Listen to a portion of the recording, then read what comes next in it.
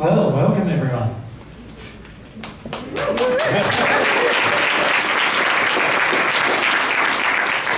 Good to be back in Nova Scotia. Feels like we just left, doesn't it? Yeah. Just 6 months ago, was it? Or a bit more than that.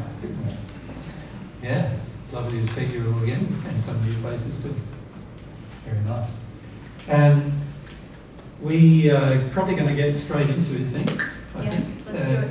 Maybe a few little housekeeping things first about where the toilets are and so forth. Yes, so for the bathrooms, if you need to go at any time, please do. But they're just out beyond the main doorway, which is directly outside. The ladies is right in front of you there, and the men's is just a little along the hallway as well. Yeah. We are not permitted to eat in this room, so we're going to have a lunch break at about 12:30, and we'll all just... Probably more like 1, yeah. Yep. 12:31, and we'll all just go and find a place to sit on the grass outside. I think it's a lovely day, so I think that'll be very nice. Much nicer than... Is it a hot day for you guys? Yeah. What about you? Not so much. That's a lovely warm. It's a lovely day.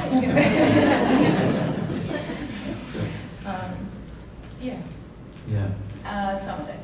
Now, I want to talk about the books. Is there any other housekeeping you need let's to do? talk about the books first. Yeah. So as you came in, you would have received a lovely gift bag that was made by a friend of ours, Patty Matthews, in North Carolina. She sewed them all by hand. So let's thank Patty for something.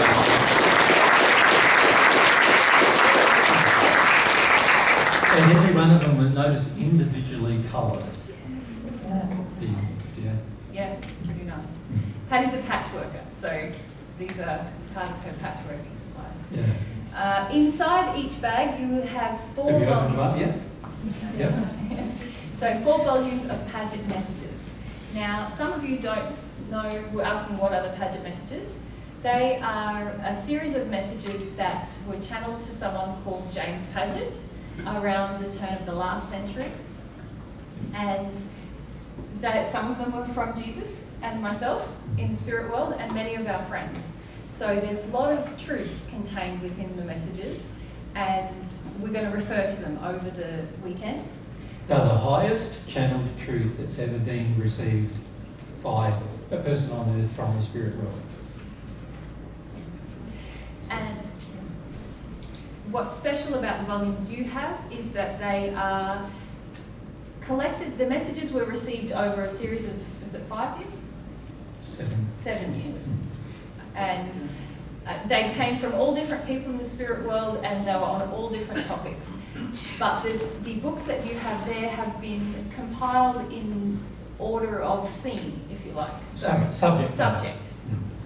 So when you read them, it's a lovely experience because you can read more and more and more about the one subject on consecutive pages, or one theme, say forgiveness or receiving God's love. So, and often our spirit friends come and be with you when you read the messages, which is a really lovely experience as well. So you often, if you make time for it in your day, each day, even if it's just 5 or 10 minutes, you often come away from that experience feeling, that you have some lovely spirit friends around you. Mm-hmm. We'll be referring to them over the course of this 3 days, and some messages, one in particular we'll be looking at today.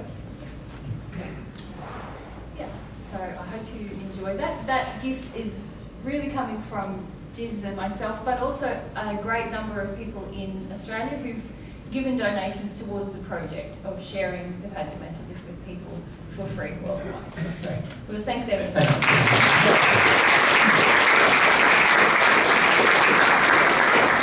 And we probably also would like to thank the Church of the New Birth as well, which is we're not affiliated with them in any way, but they allowed us to purchase these books at cost price.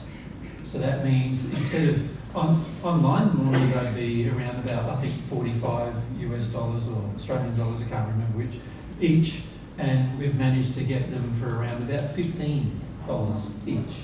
So it's a major saving, as you can imagine. We're buying them in the thousands, and giving them away to people in our seminars. So imagine if they were like 3 times the price, that means we'd be spending 3 times as much. So we'd like to thank them for doing that for us. And it's been really, really good. We've been able to get some have been quite damaged, unfortunately, when they come from Amazon, but that's not the church's fault. That's more something that trying to resolve with Amazon rather than the church. But these books are available at this stage from them, I think, directly only in the English language. But there are other places you can buy them from in different translations. But when we talk to the people involved who have read those translations, frequently they don't feel the same in the language that it's translated to. So these are very good because they are not only what James Padgett, the man who you'll learn a bit about in the process of reading the book, had channeled from us, but also they were compiled by another man, Dr. Stone, his name was, and he spent many, many years manually putting everything together, because you've got to remember these were channeled in 1914 to 1923 around about. And back then there's no computers, there's no typewriters at the beginning, so they all had to be handwritten. But when typewriters come in, they'd be there typing out. Leslie, wasn't it? Just Leslie typing out each message. There's a lot of work that's gone into them by Leslie Stone. And if it wasn't for his effort, you wouldn't even have them, to be honest. So, and then there's been, of course, people who've preserved them since then, some of them are now in the spirit world, and quite a number of them actually in the spirit world, and then some still on earth who are preserving those messages. And part of the tenets of the Church of the New Birth is to preserve the messages in their original form, in their original wording. That was compiled by Dr. Stone. Yeah. Yeah. So we've got a lot of people to thank for the fact that they're actually on earth, besides the fact that we channel them. So we thank us too.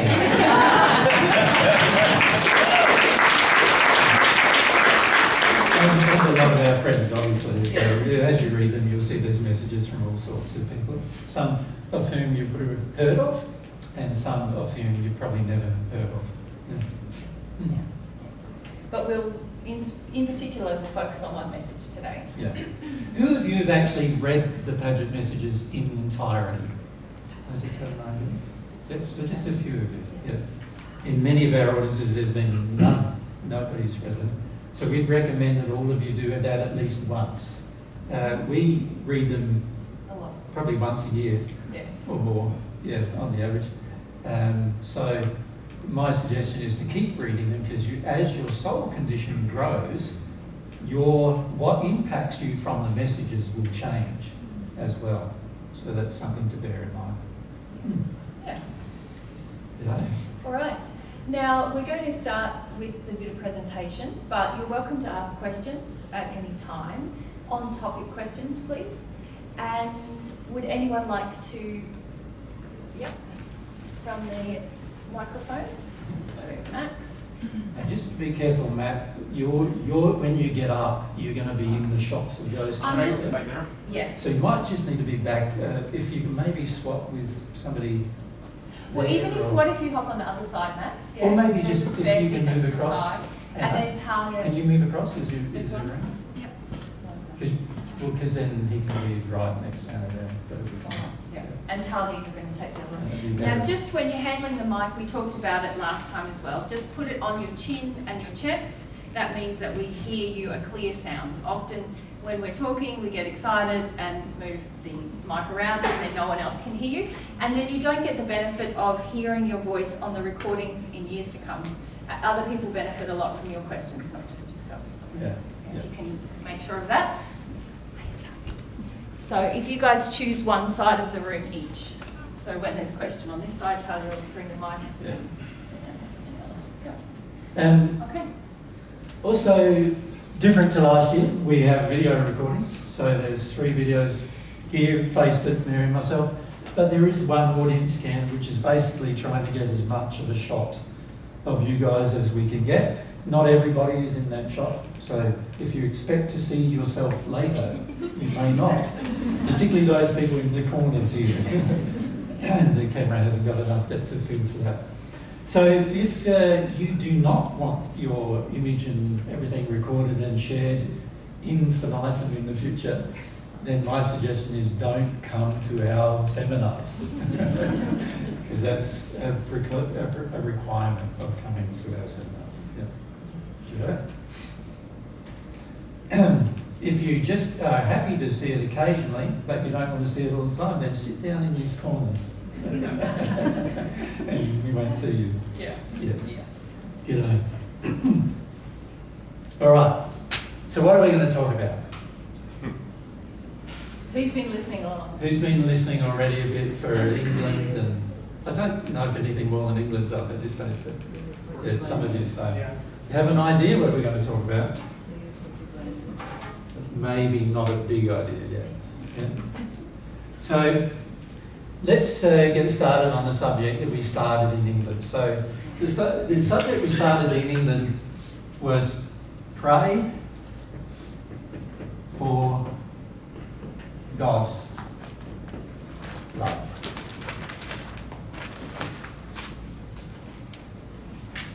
So that's our topic that we want to focus on the next 3 days. But we're not going to have the same discussion with you that we had in England or in Portugal. We were in Portugal with another group.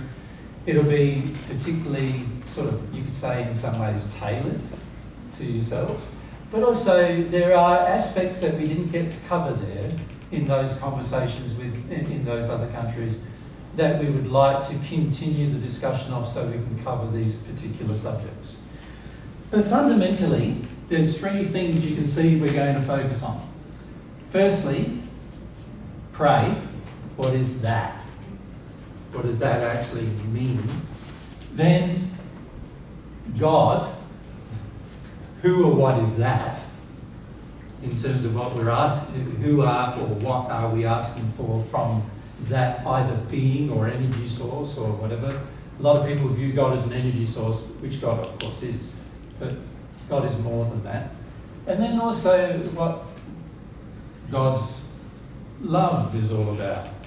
And a lot of times what we believe love to be is not what love actually is. And so we need to sort of have some more discussion with many groups yet, we feel, about those 3 things as to, what is what each of those things really means, and then how it feels, not just your thoughts about it, but the feelings you have about it. So let's first focus on pray. What does that actually mean? Any ideas? Come down. Just wait for the mic. Now you have to pass it through. Yeah. So.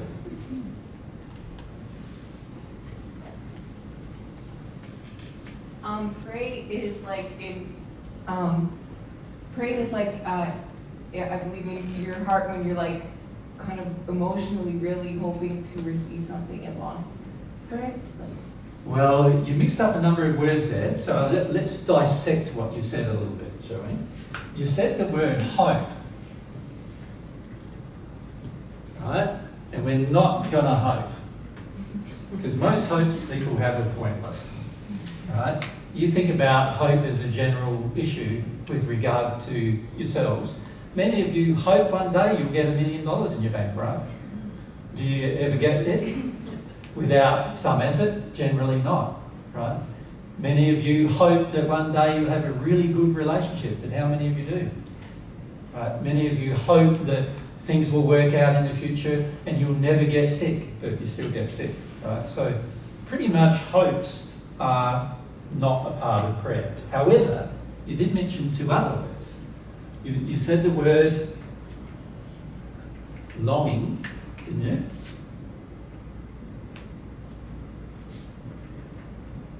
What does that word mean to you? To try and invite, like to want, to desire something and To desire, yes. So it's desire. Yeah. So it's not just a thought, is it? A lot of prayer nowadays that happens is really people projecting thoughts and hoping God receives them. isn't it? Like, so, our Father who art in heaven, hallowed be thy name, you know, and it's all coming from the mind without much heart, without any longing, without any desire. And also, in that Lord's Prayer that I just quoted, the first part of it, obviously, there's not a lot of longing for something either. It's just basically praising God, but God already knows what he's done. And he doesn't really need you to tell him what he's done over and over again, because he knows what he's done, right? So he doesn't need that. And also, a lot of times we're asking for other things, like protect us or these kind of things. And yet God created a whole world and a whole universe that protects us already. So a lot of the things we're asking for, we think we're asking for, we're actually already getting. We just think we're not. So there's those issues. So that's different. Saying all these rote words, like in the Muslim faith, it's more like 5 times a day. You take the time at certain times of the day and you pray. You say the words to God. Of course, you can also be carrying a Kalashnikov on your back while you're saying the words even, and that's still accepted and acceptable. And so these kind of things have to be considered. And of course, Christians do exactly the same.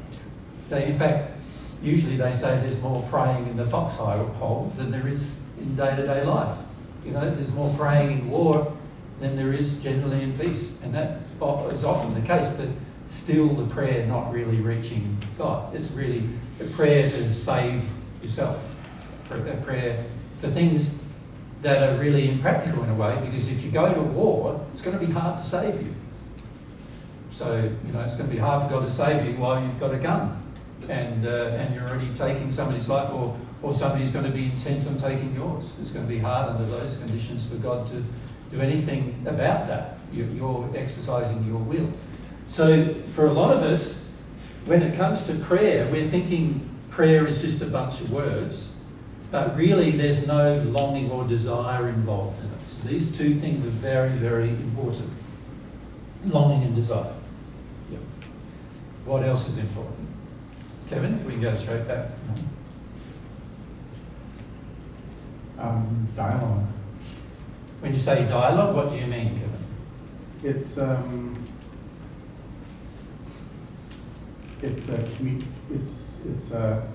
not going to say an asking, but it's a communication. Yep. But then it's... What kind of communication? So you and I can talk. Yes. And this is one thing I do notice a lot in Canada is that a lot of Canadians are talking to each other, Yeah. but not really feeling each other. Right. Isn't that true? Yeah. Like, a lot of times one's talking at you, and then you talk at them, and then they talk at you, and then you talk at them, and then they talk at you. Somebody would call that communication, perhaps, but God wouldn't. Or they call it, in my case, guilty. Guilt. Yeah.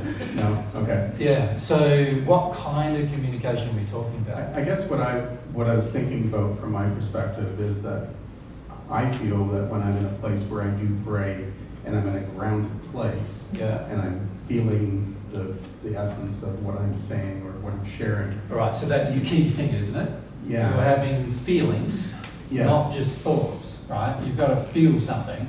Yeah. Yeah. And the feelings have got to be real. Yes. Okay, not imaginary or things you're trying to avoid.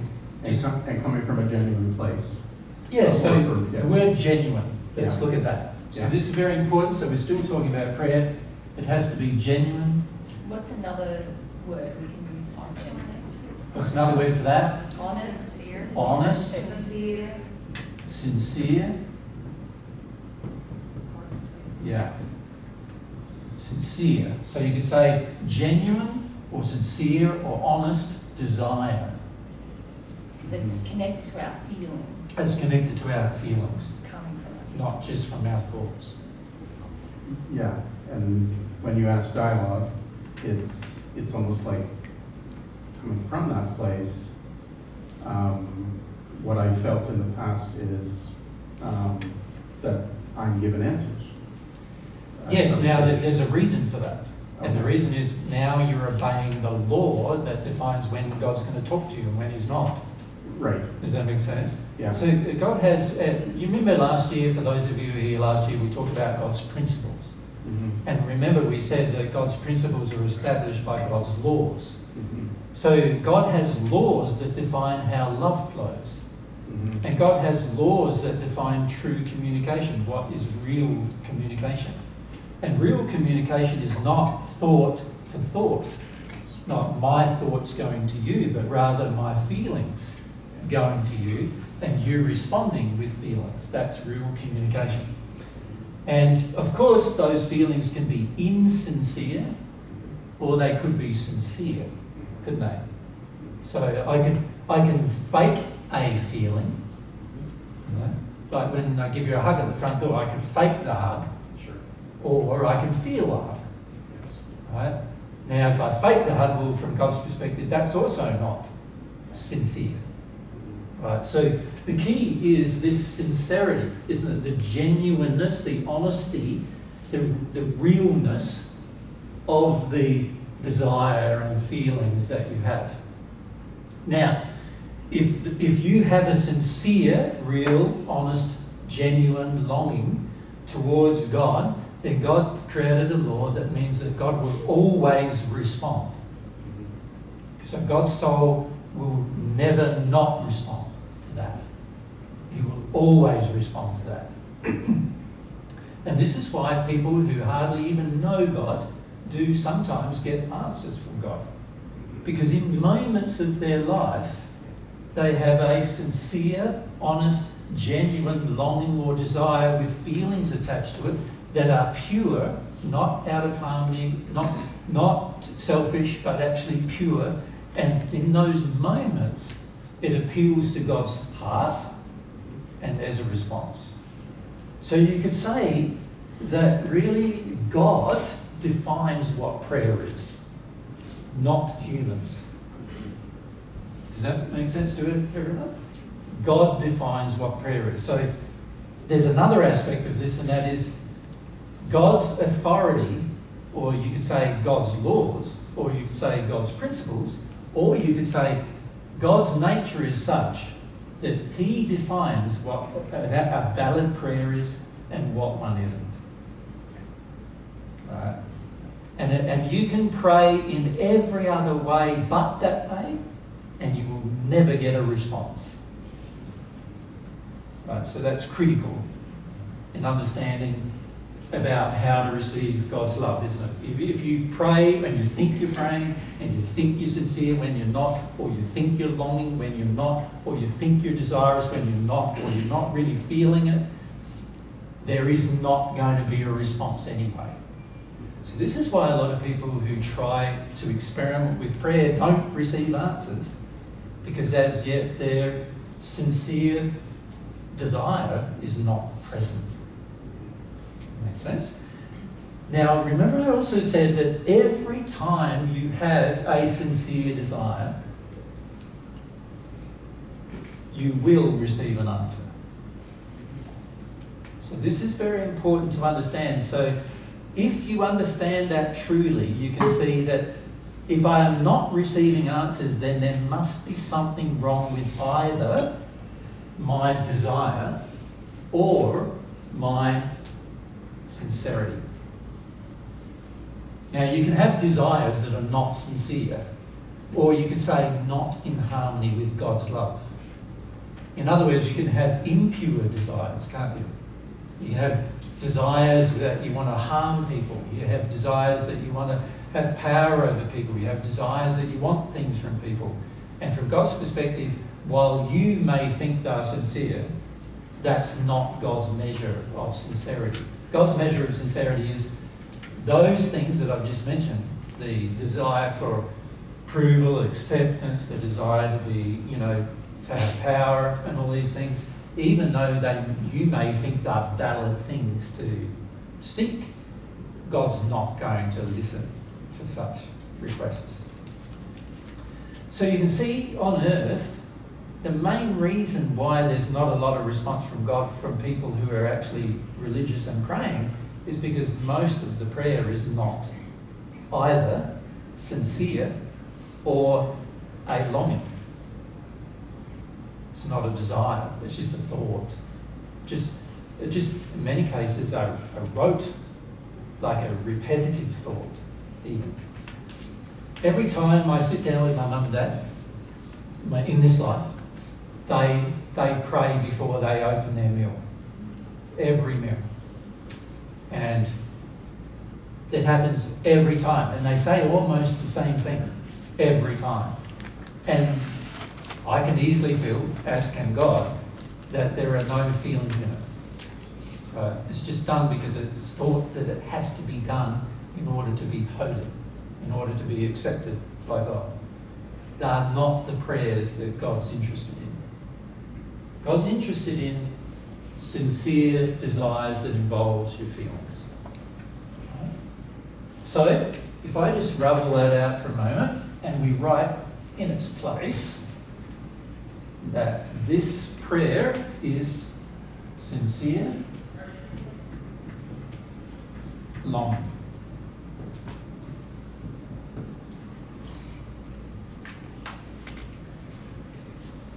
With the understanding that you understand what longing involves. Now, we had a conversation in I think in Portugal, both in the north and the south of Portugal and in England, about longing in particular, desire, feelings involved in desire. But we haven't had a lot of any depth of discussion really about the word sincerity. And this is something I'd like to remedy today with you. I want to talk about what it means to be sincere. Okay? Now, of course, this sincere longing needs to be directed at the appropriate being.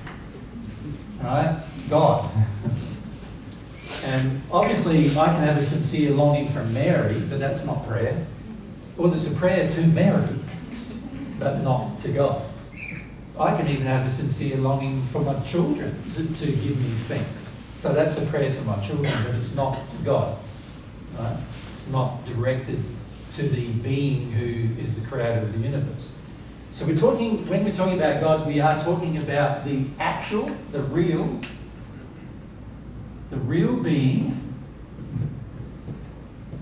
not some figment of somebody's imagination, the real being who is the creator.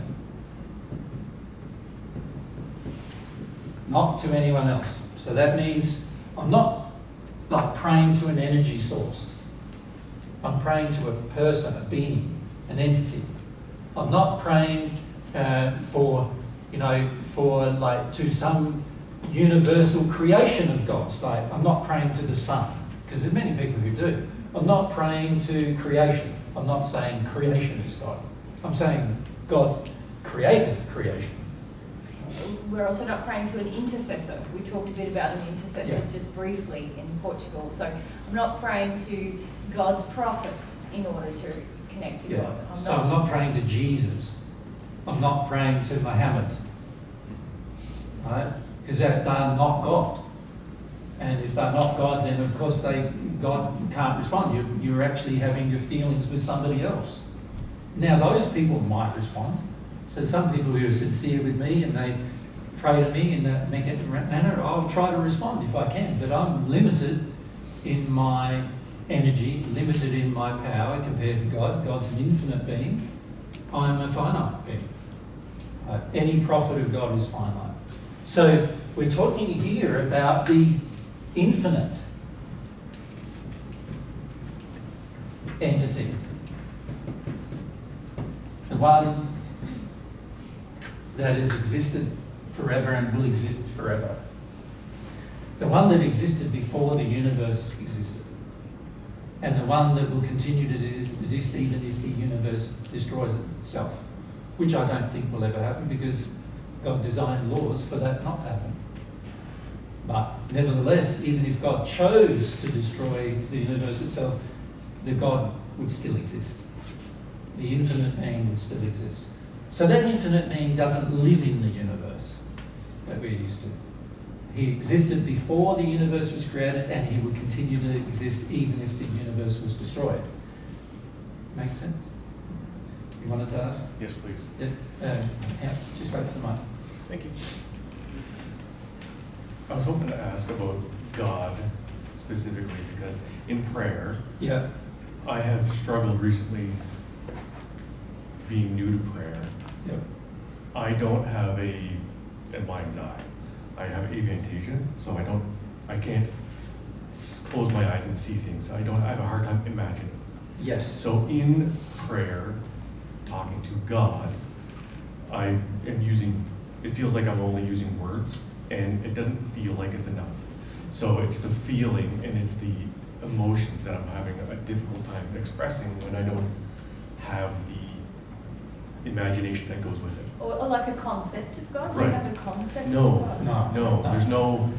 It's blank. Yeah, so there's two problems really, isn't Right. there? There's firstly, the fact that is that if I don't really understand what God is and what God has done and all the things God provides and all these Right. other things, then naturally I won't really have a very strong concept of God.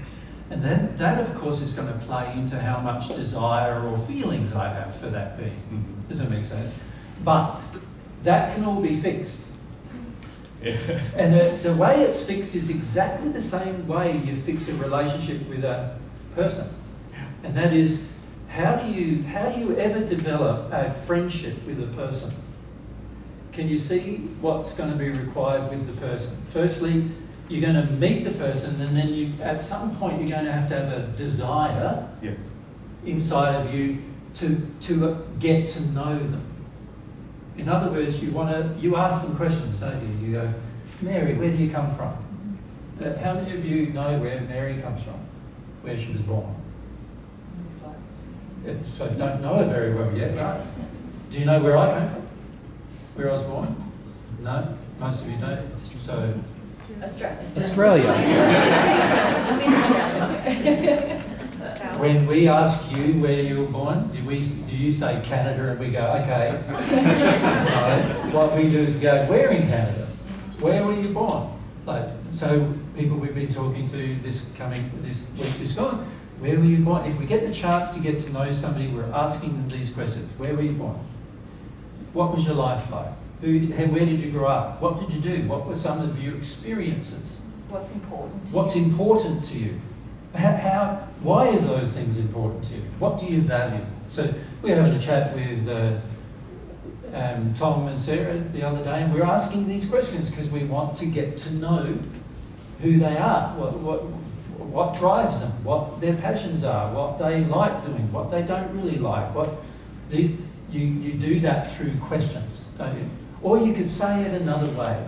You do that through a very important thing called education. By asking these questions, you're basically educating yourself about the person, right? So a fundamental way to get to know God first, before you can really develop feelings for God, is to start asking questions and to get educated about God's nature, personality, what He's done, what God has created, what does He do. The laws of God can tell you a lot about the person. So when I watch you guys when you're bringing up your children, for example, that tells me a lot about you, right? Because you impose generally your rules and your feelings upon the way you treat your children. When I ask you about your work, and then you start expressing yourself and how do you act at work, and I get to know you a bit more and I get to see how you act at work, well, that tells me a lot about you too. I get to know you through that experience, right? So this educational process about God firstly needs to happen before I can really develop a sincere longing to receive something from that God. I need to know, don't I, that even love from God is possible to receive. I might not even believe at the beginning that's even possible.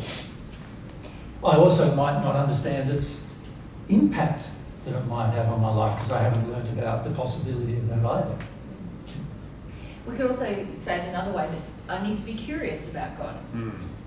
And so I think in your question, you've highlighted an issue that lots of people come up against, which is, okay, I've got to do this prayer thing, but if you feel like I don't have a concept of God, you think, well, what am I praying to? But some people carry with them, in fact, most people carry with them, a concept of God that has come from their culture, sometimes a religious background.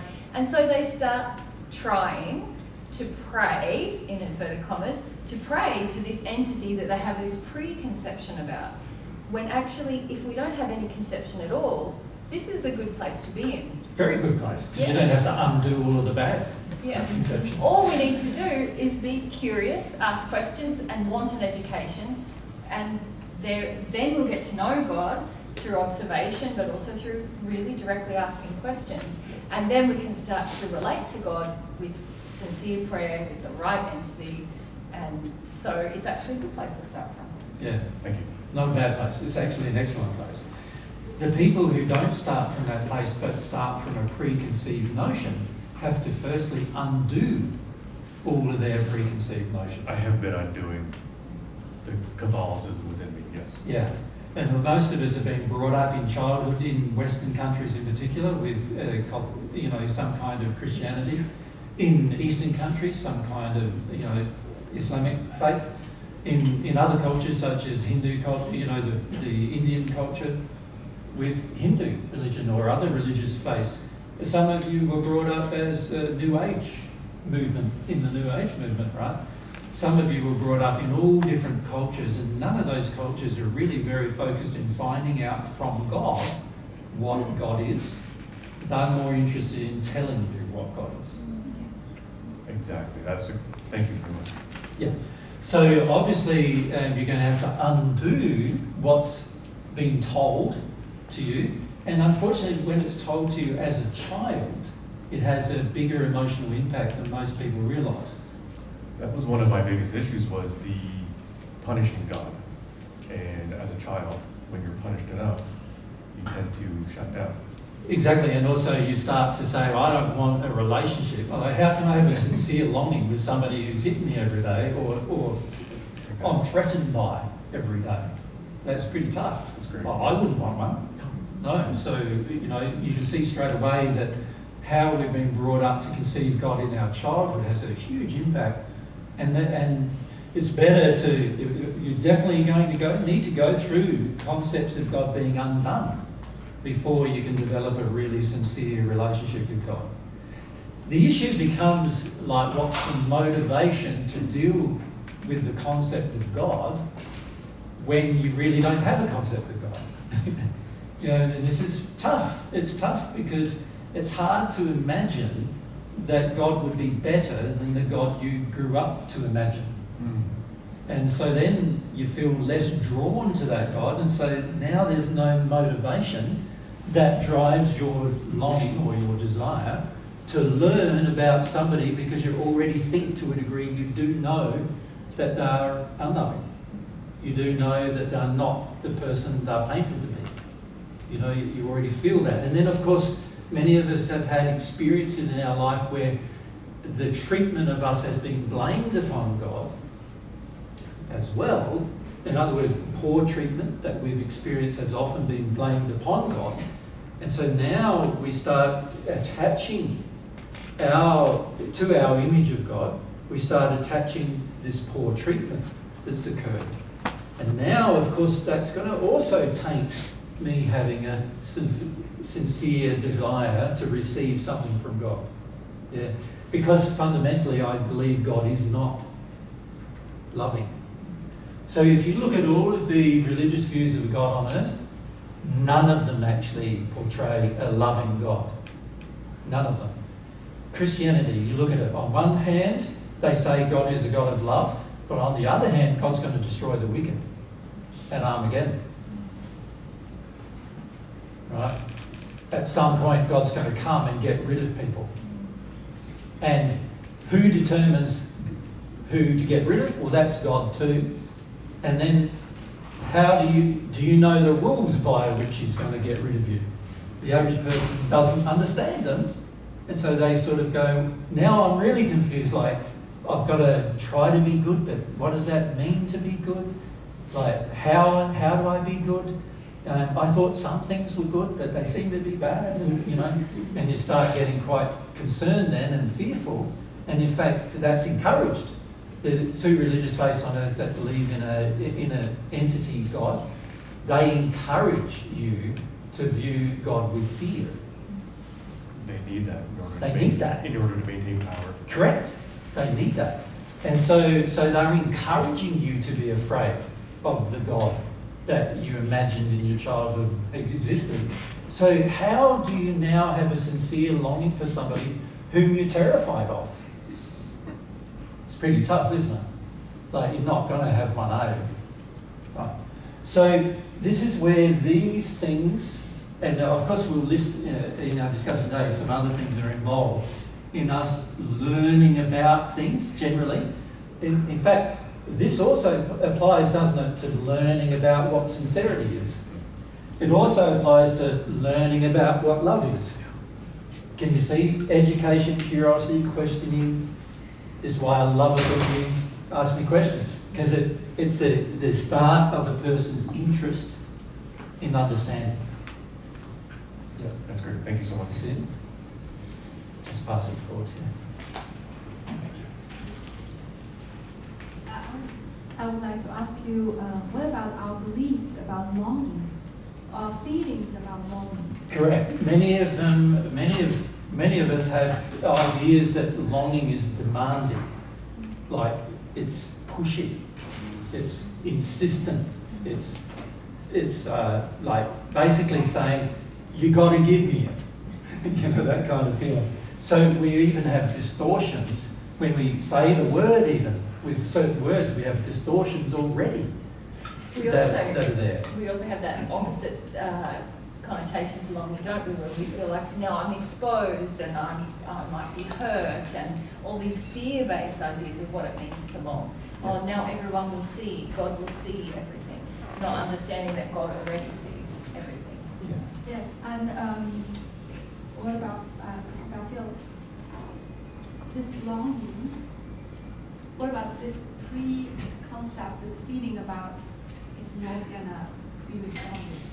That's I'll right. be disappointed, I'll be this fear disappointed. of Yes. disappointment. Yeah. So, Yeah, I'll be disappointed. oh, Very common.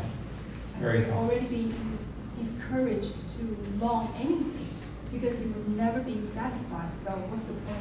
And not just that, when something is not satisfied, how do you feel? Disappointed. Disappointed, sad, A failure. failure, all sorts of feelings that the average person's not prepared to go through. And so all of those, the avoidance of all of those feelings can also cause you to no longer long. Yeah. Or losing the ability to long, to ever know how it feels like to long.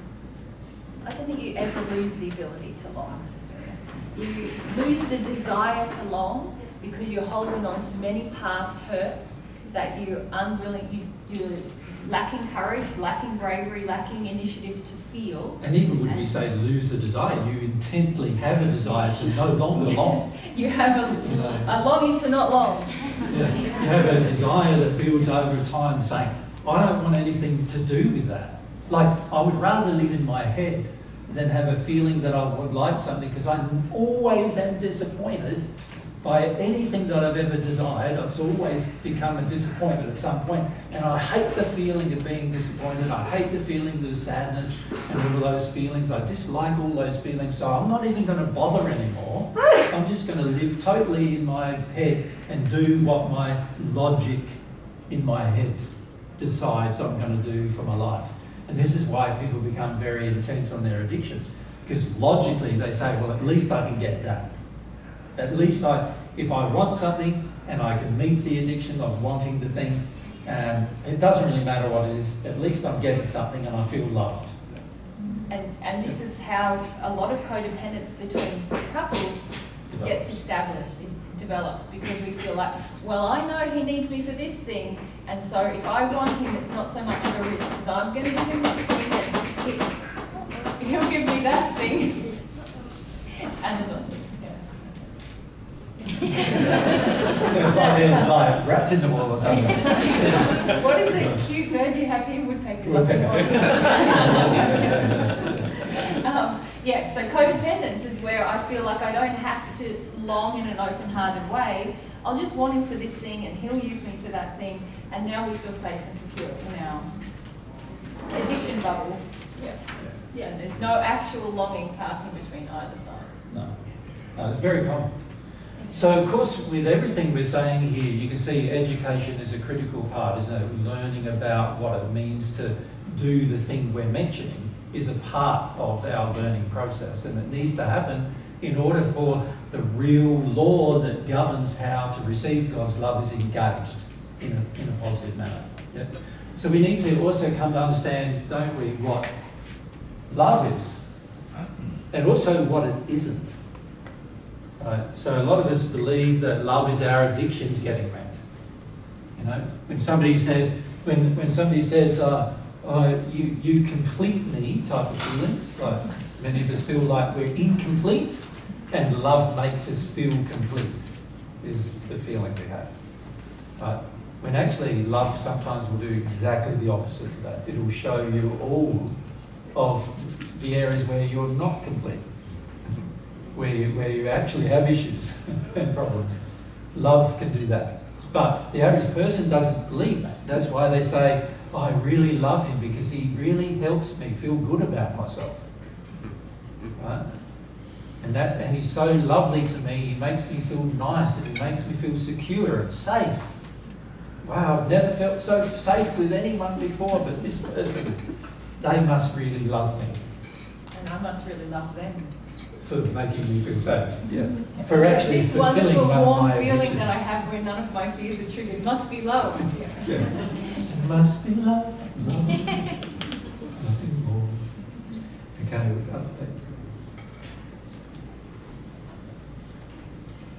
apologies for the basic question, but I'm new. I was just curious, do you consider God and love to be the same thing? No. No, good question. God is love or love is God? No, well, one of those statements is true and one of them is false. So let's look at them. So let's look firstly at love is God. But fundamentally, by saying that, you're saying that there's one quality and that's what God is. The reality, this is true, God is love, but that is not true. Love is not God. God is a lot more than just love. You could say love is an attribute of God. One of many infinite attributes of God. So these two statements, even though they might look as if they are identical, they're actually completely different to each other. One is saying that a quality is God, and that's not true. God is an entity that has qualities. So one of God's qualities is wisdom, another one is power, another one is like scientific design, another one is physics, chemistry, art. And there's all these other qualities that God has that are all part of God's entity, the entity of God, which God expresses. You could say that love is the highest energy of God, in that God uses love to create everything. So in that regard, love is one of the most important attributes, is the most important attribute of God. And in fact, without love, God would not be God. Right? But love isn't the only part of God. And this is a common misunderstanding that people have. They think that the attribute is the entity. And what I'm saying is no, there's the entity, which is God, and then God has lots and lots of various attributes. Now, take out your Padgett messages. I think it's in book number 1. There is a message saying who and what is God. Which volume? So I think it's volume 1. Volume 1. I'm just trying to find it for you. It's on page 67. There's a section in the Padgett messages that I advise you to read. Who and what is God? And in there it explains what I've just explained to you, that God has attributes and characteristics, but God is not those attributes and characteristics. God is an entity that has those attributes and characteristics. Does that make sense? That makes sense to you? Yeah. Yep. Logically, you can see that it's almost the same with all of us too, isn't it? We have attributes and characteristics, right? Each of us do, but those attributes and characteristics don't make up the sum total of what we are. So like I have eyes, but it doesn't mean eyes are me. They're an attribute of my physical body. I have arms, but it doesn't mean arms are me. I can have an accident and my arms get cut off and I'm still me. But I've just lost the attribute of my arms, right? It's the same with God, with God's attributes, none of which God can actually lose, because there's no power enough to force him to lose them. Being the infinite entity, God can't lose these attributes. But it's the same principle in the sense that what God's attributes are not the sum total of God, they are the parts of God. They are the bits and pieces that make up the entity, God. That makes sense for everyone? But it's a great question. We hand over, Mike. Did the attribute of love and God come into existence at the same time? God never came into existence. Okay. That's what it means to be infinite. Now, how that happened, I don't know. But every time I've conversed with God, God's always told me that God never came into existence. So that means that love was always present in God as well. And it actually also means that every attribute of God was always there, present in God. Right? So this is a part of getting to know God. Now, these things are barely known on earth. Like, even the questions you've just asked, the average person doesn't answer them definitively. And the reason why they don't is because they fundamentally, most religions don't know what makes up God. If you ask some people about God, they'll say, oh yeah, God is love. And then you ask other people, and they could be a religious person even, like a Christian of the Christian faith, and you ask them, God is love, what does that mean? And say, well, that's what God really is.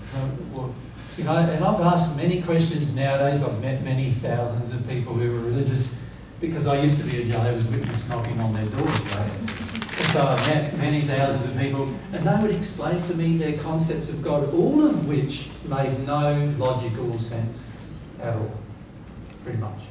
But if you read the Padgett messages, you'll find the concept of God makes a lot of logical sense presented there. Yep. So, very important to have a concept of God that is truthful. This is something involved in the word sincerity. Remember earlier you said honesty and those kind of things were part of sincerity? Well, this is about developing a truthful picture of the person, the entity, God. Now, I must say something to you here. We'll come back to what we've just been discussing. When we start our relationship with God, we're starting from a place that God really likes. And this place is... That one's unwrapped. They do them so tight with the plastic, it's like you need something else to take the plastic off. Oh my goodness. Yeah, it's going to have to be coloured. I'll try something else. So, what God really likes you to begin with is this: sincere ignorance.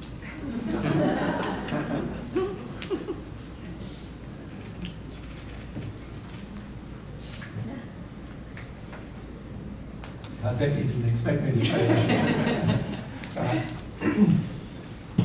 Why does God like us beginning with sincere ignorance, do you think? So when you're ignorant, what does that mean? I don't mean in the sense that most people would call it nowadays, but if you look at the dictionary definition of ignorant, what does it mean? It means that I don't know. So I don't know. Ignorant means I don't know. So when I'm sincerely ignorant, I know I don't know.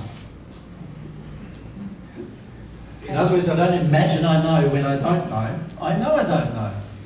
That's a great place to start with God. At the beginning, when you start with God, you don't know what God is, you don't know God's nature, you don't know God's personality, you don't know God's characteristics, you don't know what God has done. You don't know what God's created. You don't know how long God's existed. You don't know any of these things at all about God. And then you don't know what God did, like God's principles, God's laws, God's personality being expressed in the world. You don't know whether you come from God even. You don't know these things. That's a place of sincere ignorance. It's like a child who's just been born, isn't it? A child who's just been born doesn't know anything. Right? And this is a good place.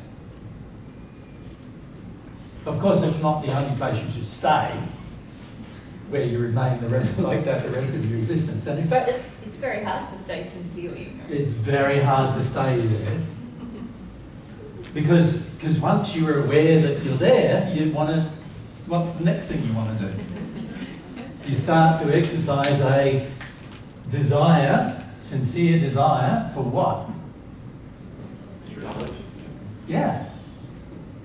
Desire. So can you see here? Sincere desire is a prayer. Is it not? Did we not say that over the screen? Yep. Sincere desire is a prayer. But in this case, the sincere desire is for what? To know. To get knowledge. To obtain ideas, concepts, and assess them. You seek for them. When you have a sincere desire, you're seeking and you're longing to know the answer. It's like a child, you know, all of you have had children. How many of you have children? Okay, more than half. So you know, particularly when they're very little and their sincere desire hasn't been tainted by you, what do? Daddy? Yeah. Mummy? Why? What is that? Why? What is that? And there's many questions they ask, right? And you go, I've got no flipping idea. Like, you know, why is the sky blue? Well, I was taught that when I was in school, but the average person can't remember by the time the child asks. And no, so then you've got to go and look it up, find it out again if you haven't retained it. And then you go, this is why they think the sky is blue. The scientists think the sky is blue. Of course, the scientists might think that and be wrong. So that's something also that the child needs to become aware of. Things that are presented to them as facts, until they're proven by experience to be facts, then are they really facts yet? You know, they are ideas or concepts. So can you see, in the sincere desire to know, you develop a list of possibilities. Can you see that in your learning? In your sincere desire to know, you'll do that. You'll want to do that. You'll seek that. You become a seeker of truth. You guys have read some of the Bible, yes? Who's read some of the Bible? Who was a Christian in the past, read some of the Bible? You know that I've said in the past, right? That you want to sincerely seek for truth, right? The person who seeks will find. The person who does not seek will not find. Seeking. Sincere desire to have knowledge is seeking for truth. The average person generally begins their life as a child seeking for truths. Of course, the parents react very badly when they don't know those truths, frequently.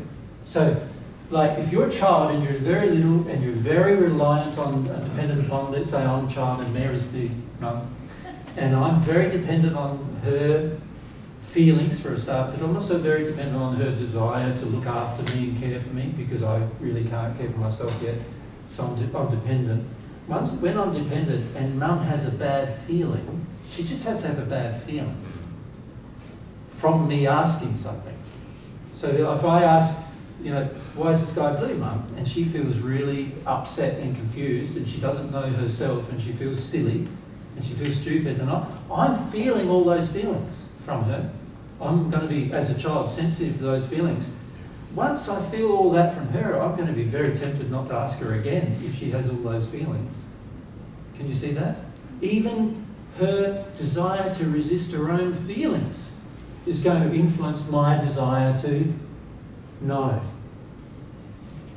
Right? This is the unfortunate thing of what happens in our childhood. Frequently, we begin with this strong desire to know, By the time a child is generally 7 or 8 years old, it's been suppressed by its society and its friends and its parents and teachers and everything so much about questions, sincere questions, that the average person doesn't ask any more questions for the rest of their life. They just accept what they're taught without any questioning. For most people, this is what happened in their religious faith. They accepted what they were taught. Because you imagine, you're a child, you say, why did the Christian faith say, so I'm asking Mummy, sorry about Mary being Mummy, I'm asking Mummy, why is there the Trinity? Because that doesn't make a lot of sense to me. And Mummy says, what has she been taught to say? You've just got to have faith, and it's a mystery. Yep. Now, is this very satisfying to me? Of course it's not. How is this going to satisfy me? That there's another mystery. But I've got to believe it, even though it's a mystery and I don't really understand it and it doesn't feel right, but I have to. Obviously, that's not a very logical thing to do to a child, but the child now is going, oh, I just got to give up all my questions and all of my doubts and all of my feelings about that question now. That's what I've got to do to be accepted in my family because I'm part of that religious faith. I've got to give up all those questions and all the doubts I have and all the problems I have with that and all my ideas about that and how wrong it seems to me. I've got to give all of that up now because I'm told that I just got to have some faith. Right? By the way, it's not a proper faith either. It's not a sincere faith. The sincere faith is based on actual experience. And I haven't experienced it, so it's not a sincere faith even. But I'm told I have to have it. Confusing as hell, isn't it? Really? And it creates inside the child a hell. Internal hell. An internal hell. Where they go, but I have all these doubts about that I can't ask. You know, what's this hellfire thing? If God is God of love, then why does God torment people forever in hell? Well, I look at myself and I go, no matter how bad everybody was, I wouldn't do it forever. Even if I did it, I wouldn't do it forever. You know, it's very hard for a torturer to remain torturing people forever. Like the average torturer in that place eventually has a conscience and they eventually have some triggering with that and they can't do it anymore. Right? That's their general experience. And that's of a person. What about God? God can do it forever? What? And this is what we're taught. And we're not allowed to question that either. We go, how does that work? Oh, well, that's what the Bible says. By the way, it doesn't actually say that. In one place of the Bible, it says that when you die, you're dead and you know nothing, so therefore you can't be tortured. In another place of the Bible, it says that there's a fiery thing, but it's more in an illustration, but it does say. And then in one part of the Bible, it's actually being input into the Bible, of course, by someone other than the original writers, and it does actually say that there's there's torment in hell, right? So I've got, on one hand, I'm dead and I know nothing. How can I be dead and know nothing and yet be tortured?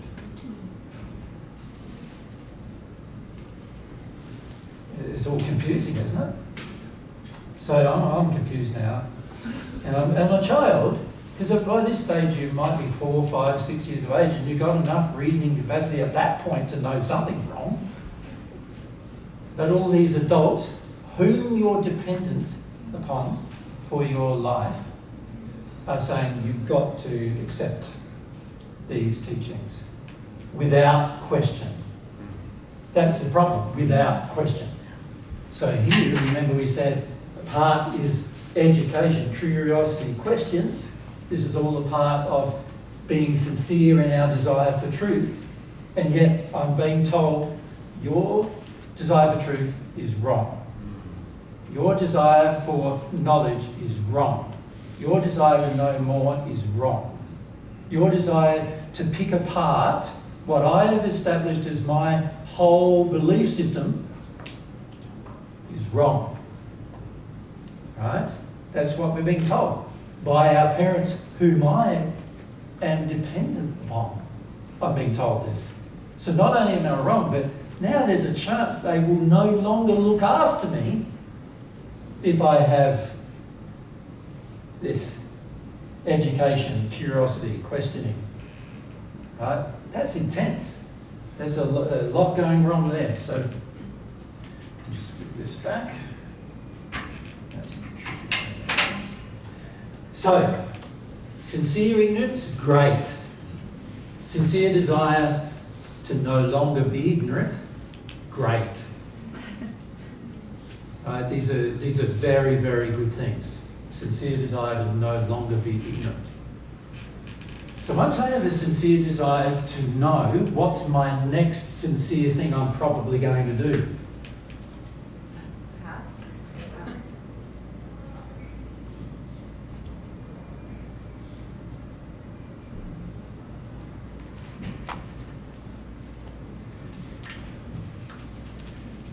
Isn't it? I'm going to, if I have a sincere desire to know, the irony is that God made these laws that say if you have a sincere desire to know, you will discover the truth. So here we're talking about sincere discovery of truth, not human truth, not what people believe, because what people believe is far removed from truth, you know. So it's God's truth, a sincere desire to receive, to know. If I maintain that, I will take action. So you could say a sincere discovery of the truth is firstly an action and then a state. You know what I mean by that? So firstly, you take the action to discover the truth and you'll be sincere about it. You won't put up with, illogical arguments. You won't just be content with knowing nothing. You won't be content with continual ignorance. You won't be content to just put up with not knowing. You'll want to know and you'll take action to know. And then once you take the action to know and you discover, because that's the only way you're going to, you'll eventually be in a state where now you know what the truth is. God's truth about that thing. The reality truth, the real truth. You could say, another way of saying it is you will know reality. God's definition of it. Not human. God's definition. You will come to know what is real. This is very satisfying to the soul. To know what is real. Very satisfying. One of the greatest satisfactions on earth today is that most people feel that the truth is unattainable and that it's hard to discern what is real and what is fake that's happening in front of them. And becoming more difficult every day, isn't it? Like, there's so much fake news, AI-generated news now, and all sorts of things. How do you even know what they say is happening on the other part of the world is actually happening anymore? You know, recently there was that Air India crash, right? Remember that? Yeah. The crash a few weeks ago, a month ago or so. There was a whole heap of fake news that were generated by AI that went out into the internet, and people were saying all sorts of comments, and it was all not true. But how would you know? It's presented so well and so realistically. It's very hard to know, right? And this is the trouble with the world we're living in. A lot of what's going on now is the presentation of fake in the image of true. Right? In other words, they're trying to convince you things are true when they're actually not real at all. God doesn't do that. God responds to sincere desire to know by helping you to get to the state where you now know what the truth is. And actually God's designed us to be happiest in that place when we're connected to reality. So God's designed us to be dissatisfied with unreality, which if you think about it is a great design feature of your soul. Yeah. It means that eventually you're going to be connected to things that are real, and anybody else who's connected to truth will be with you in that place. You'll be able to connect in that place, but also you'll be able to resolve a lot of problems personally, globally, spiritually, because you're in connection with reality. Yeah. Now remember last year, for those of you that were here, we presented some concepts about principles, and we said there was a hierarchy to principles. Do you remember that? And remember we said that the spiritual principles, which you could say are your beliefs and your feelings associated with those beliefs, they were the highest. Remember we said that? And then we said that the emotional part of you, what you are emotionally, is the next highest. And then we said what you are sexually is the next highest. And then we said what you are physically is the last in the hierarchy, you could say. Right? Now, can you see, if we look at it this way, can we see sometimes we'll have sincere ignorance about a physical thing, like, does the earth rotate around the sun? Why does it rotate around the sun? What causes it to rotate around the sun? What originally caused it to rotate around the sun, if it does rotate around the sun? This is a physical question. Might begin with sincere ignorance. Great. Right? If you begin with an education of some other kind, it's harder, isn't it? Because it might be wrong. So it's great to begin with sincere ignorance. Sincere desire to know will drive me into getting all the facts, obtaining all the facts and making some kind of sense out of them, and I will use my intellect in terms of my logic, but I'll also use my feelings about that. Both things are valid ways to assess. Like, most people don't realise, but if you assess things from the point of view of love, you're also assessing them often from the point of view of logic, right? So when I understand that, I can go, oh, I can assess things through my intellect, but also through my emotions as well, to work out what's going on here to a degree. But there has to be backed up by facts. It's no good, oh, yeah, I don't believe in that, and that's emotion, like I just feel I don't, and yet I'm completely wrong. That's useless. I need to desire the facts about it, emotionally as well as intellectually. So once I move from sincere desire to know, I will then go in this process. I will act to discover what the truth is. There's been many scientists historically that have spent all their life, their entire life, every day of their life, trying to prove whether the sun rotates around the earth, which was one of the ideas, or the earth rotates around the sun. And they spent all their life trying to sort it out.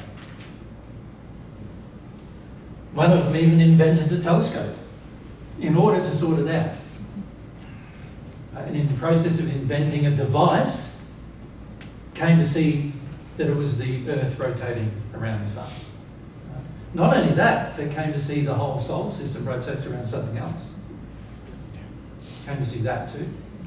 Right? What a wonderful, truth that got discovered through that effort of that person. Right? So when they're discovering this is physical discovery, we're going through this procedure. By the way, this is not the end of the procedure, right? We've got to discover more about this procedure. But this is the procedure. If we're sincere, you could say this is the only procedure that's in harmony with God. There are many other procedures that are in disharmony with God, and we need to talk about what they are, right? Because it affects whether you're going to pray or not. It affects whether you're going to be sincere in your longing with God or not, right? So we need to understand these things. But if I'm sincere about my sexual development, I will do the same. I will have sincere ignorance at the beginning, so usually, by the time you're 5, you've still got a lot of ignorance, right? Maybe you've got bits and pieces that are different to other people's bits and pieces, right? But you don't know much more and what they're used for. At this stage, you're thinking, well, that's a bit strange because we both urinate with those bits and pieces, but why have they got that bit of pieces and I've got this different bit of pieces to urinate? Well, that doesn't. You're not considering these things yet until what happens? You start going through puberty. Now it becomes very important, doesn't it, for you to know what's going on with those bits and pieces. Right? Now, of course, if you've been educated before, then it's not so scary. But if you've been haven't been educated at all, which many people aren't, right, except for school perhaps, but my time wasn't even in school, right? So it's all like mystery, and it's only through desire to know and a sincere discovery of what the truth is about there that you'll learn about it.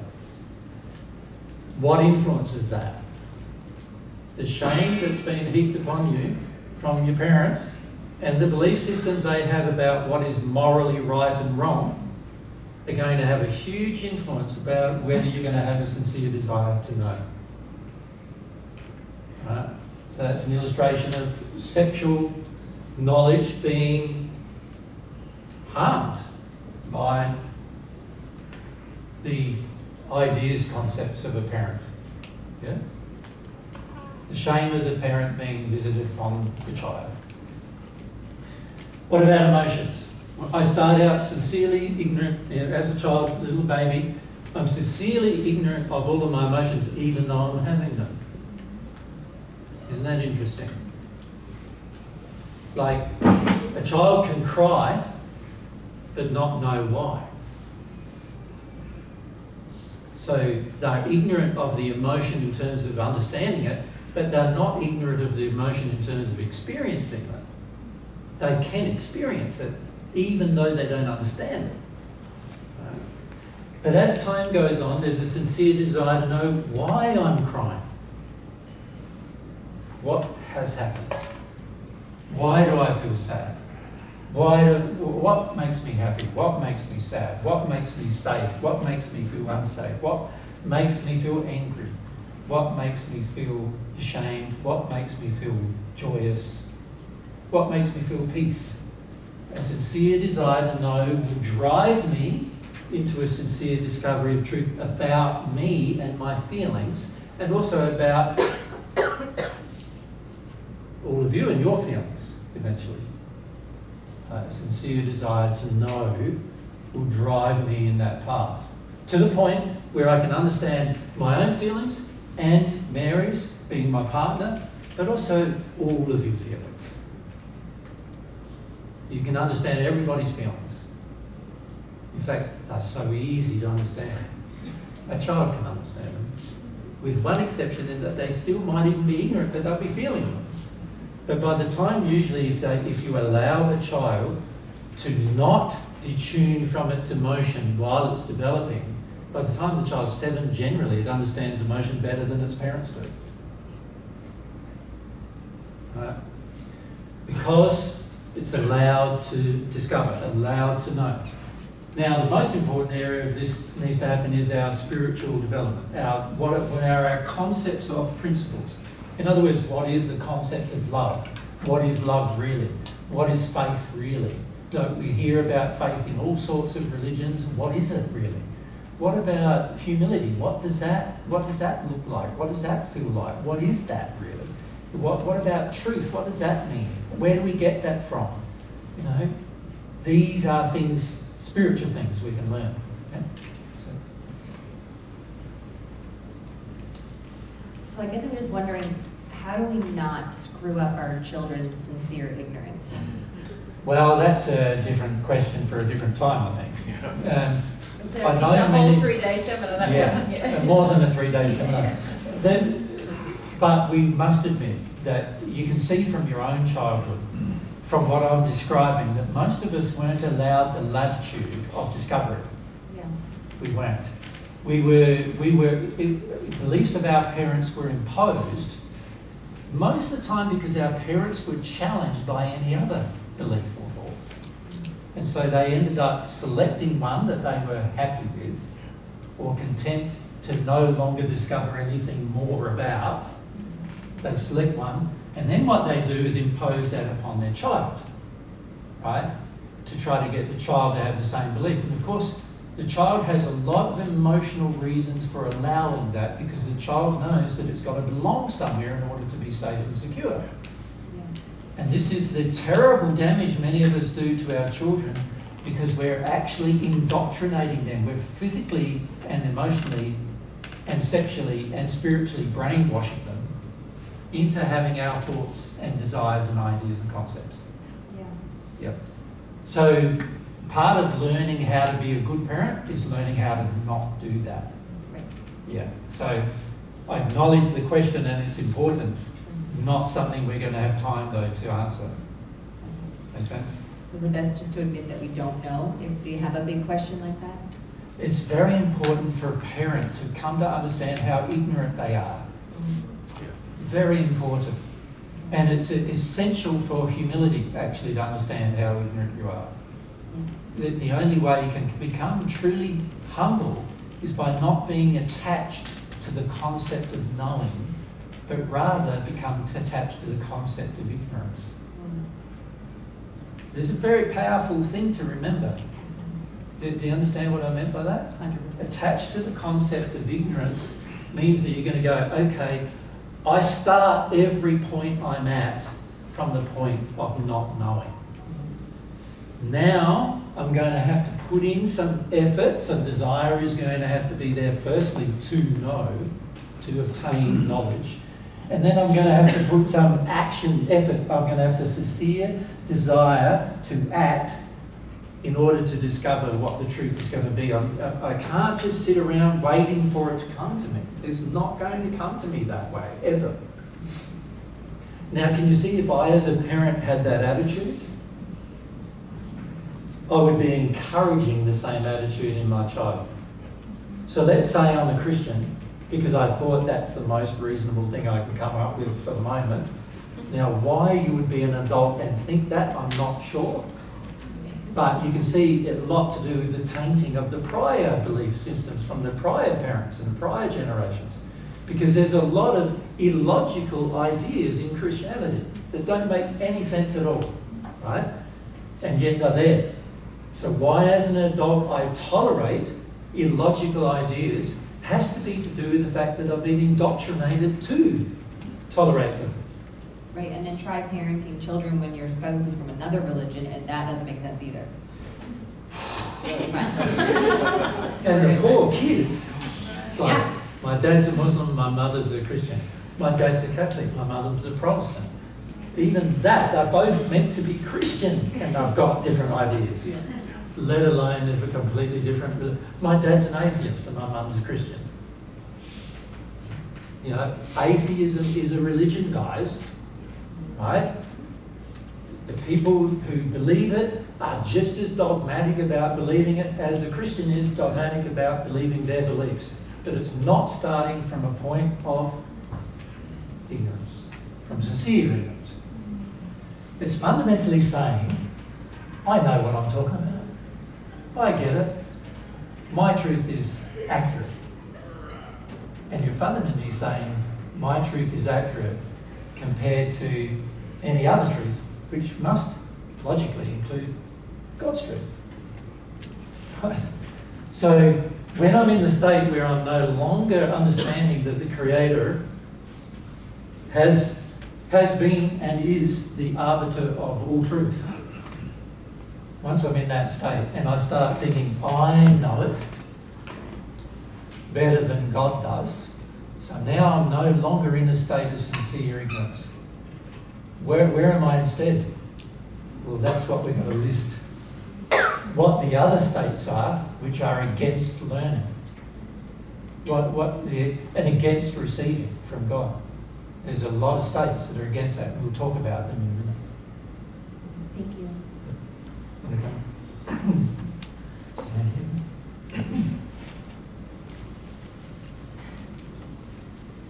So if I work in a school, I have to have the same approach as a parent who will do the same thing? If you work in a school? Yeah. Yeah. If I'm a teacher, for example. Yeah. A teacher, a very important role in society, but you need to come from a place where you're presenting to the child their allowance that you definitely don't know the truth about everything. Even as a teacher, you might have learned a bit more than the average person in order to teach somebody else, but you do not know everything. God does. So So is it okay to question what we learned in the system if the child? Very important to question. Because what if you talk about the atom, for example? I don't know, what level of I'm a specialized education. special education? Yeah. Yeah, for children who are struggling? Child 1 to level 2, so 7 years old. Yep. Yeah. Okay, so younger children. Okay, so let's say, what can I think of there? I think I'll go with my original example. Well, kids might ask, what happens when you die? What? There you go. You know. You don't know. You've never died. I've died, I don't know. But you haven't, so you don't know. Right? So how can you present anything definitively to the child yet unless you've heard it directly from God about what actually happens? Which is possible, by the way.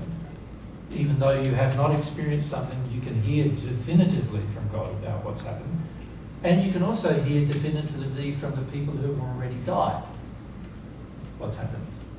Right? So that's good. There's ways to know without you having to die to know. Which means that when you're teaching it, you don't have to die before you can teach it. Does that make sense? But it's a good question. It's a big question, isn't it?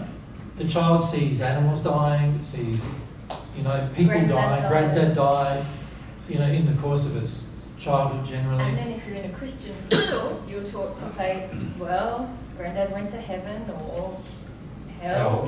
But none of the granddads went to hell. I'm not encouraged to say that. But, if you're in a Muslim faith, you're encouraged to say, he's with God in paradise. In the spirit world, paradise, whatever that means, and it's very undefined in the Muslim faith about what that actually means.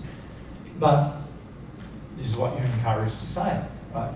But unless you've actually died, you don't know, or there's other ways to know without actually going through an experience, and that is to listen to others who have gone through the experience. And the main way to know is from God, asking God directly. Now, of course, if you can't hear what God's saying, then that's going to be a problem. So I wanted to ask also, I have this tendency to use ChatGPT because now it's AI. So instead of asking God, I would just go and Asking AI, yeah. It's So quick. ask AI, what happens when you die? Has AI died? How does AI know? It doesn't make any sense, right? This is the great big thing, because there's a big God-sized hole in most people on the planet. They've created something that they think is less scary than God, but they'll treat as God, and they've called it AI. Yeah. It's a scary world we're getting into, to be honest, because we're using machines to replace God. And that's like the very worst thing we could do is to use a creation of ours to replace God and worship it. And that's unfortunately what's now happening. Most people on earth worship tech. Their tech is their primary thing. So they'll fundamentally replace God with their own creation, tech.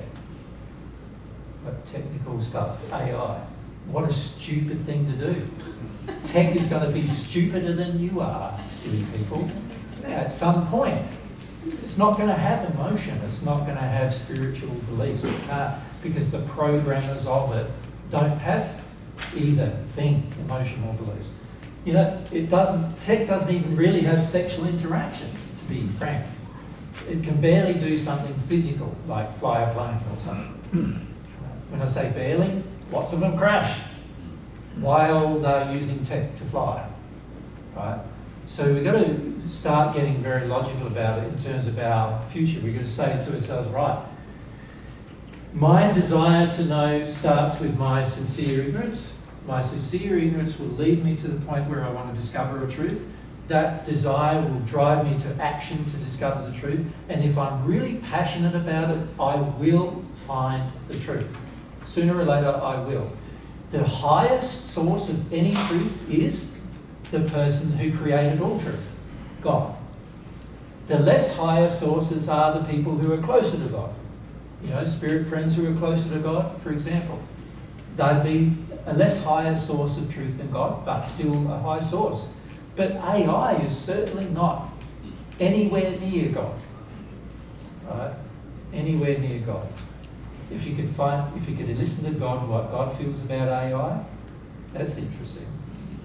Because he's not that impressed about AI. Should we come over here? And then to Shah. So how do you hear God? Well, that's another question. Very good question, isn't it? Well, and this is something we need to come to understand. Why did God design it so the way to receive God's love was through this process? Because from God's perspective, that's when you hear. That's when you listen. When you have a sincere longing for something, that's when you listen. It's actually the action of longing. I think we talked about this in England. It actually opens you. And if you've ever longed for anything, even if it's chocolate ice cream, you do have this feeling of openness to receive, don't you? You want it bad. You Yeah. want the ice cream. You do everything you possibly can to get it, even if it means driving for miles to go and get it. Now I want ice cream. Yeah. Sorry, now there is a really nice ice cream. And you do everything you possibly can, don't you, to seek it, firstly. So, You're very but open. also in this sincere longing stage of your heart, you are now open to answers. See, this is why a child is often far more open to answers than an adult is. It's why we feel like we can't learn anymore after a certain age. Why they say you can't teach an old dog new tricks.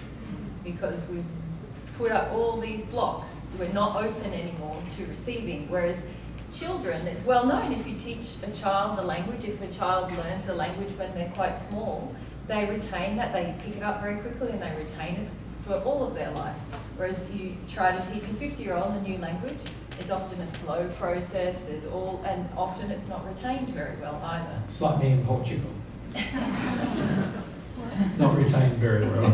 Not retained. Yeah. So the sincere longing is the thing that opens us. And children often haven't had so much tainting of their longing that's happening in that process that Jesus was describing, but it's the longing that makes us open to receive. It's similar to what Kevin was referring to earlier when he said, when I'm really with a feeling and longing, I often get an answer.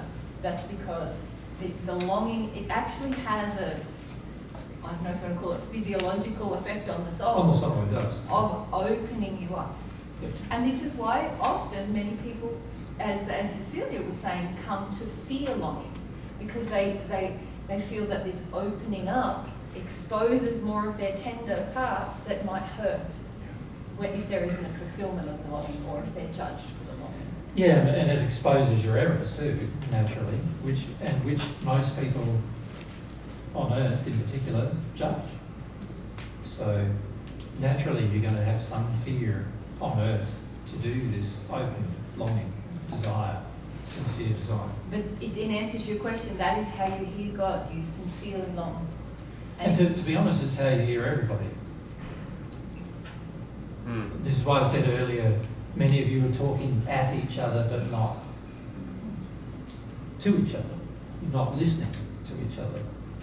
In fact, what we often see is a competition of I want something, I want something, I want something, I want something, and it's just who can get the faster words in and the more intent emotion in as to who gets it. It's not sincere because nobody's really listening. When you really listen, you retain things. A sincere longing causes you to retain things. Now, an example of that is, let's say I'm an apprentice, and I'm an apprentice builder, and I have a sincere longing to be a builder. I'm going to learn about all the tools. I'm going to learn how to use every tool. I'm going to learn all the new tools that come along. I'm going to look for those tools that come along. I'm going to learn the methods, the materials, the certain limitations of certain things, the advantageous parts of other methods and materials. The pros and cons. I'm going to learn it all. And then in like 3 years' time after I've stopped my apprenticeship, I forget it all. Is that how it happens? No. The reason why it doesn't happen is because I was actually interested. I was actually desirous. I was actually passionate, even if it was only to earn some money from it. But I actually had a desire that would mean that I retain what I learned as an experience. So once I've learned to use a hammer, I don't come along 3 years later and pick up the hammer and go, which end do I use it from? You know, do I pick up the claw or do I pick up the handle? Or what? Oh, handle. Yeah, that makes sense. Handle, and away I go. I don't have to do all of that thinking.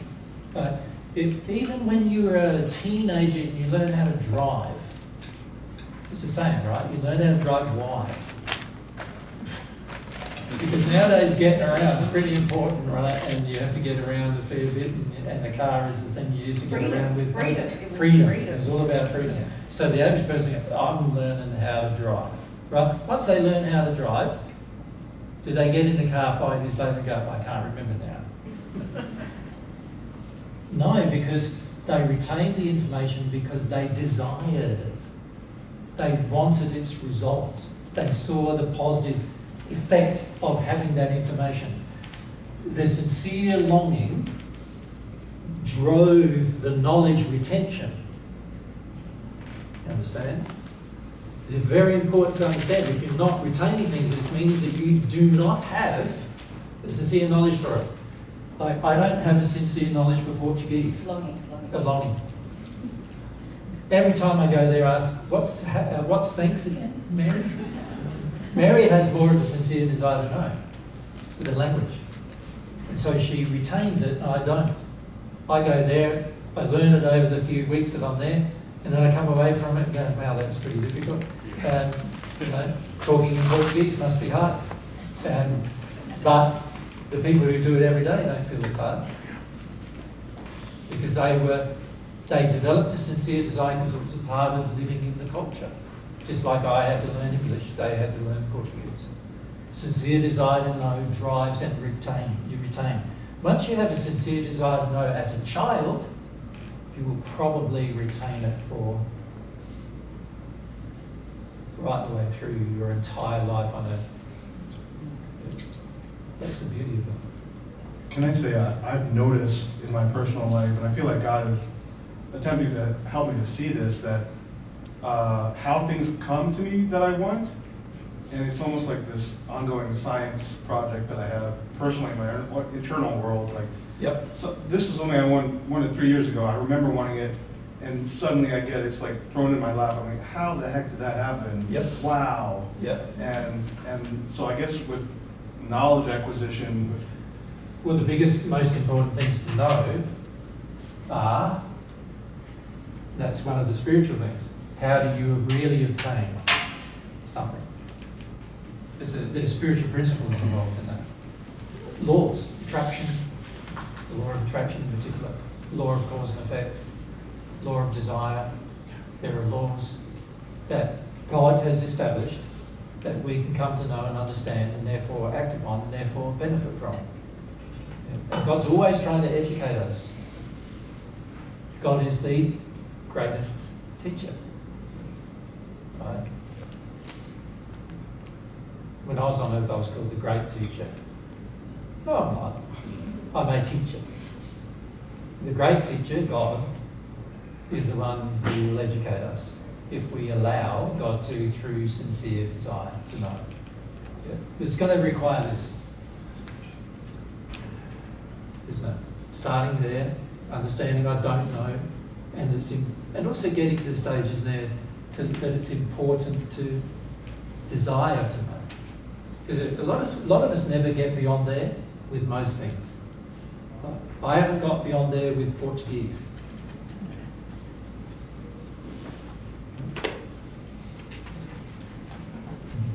We're over here.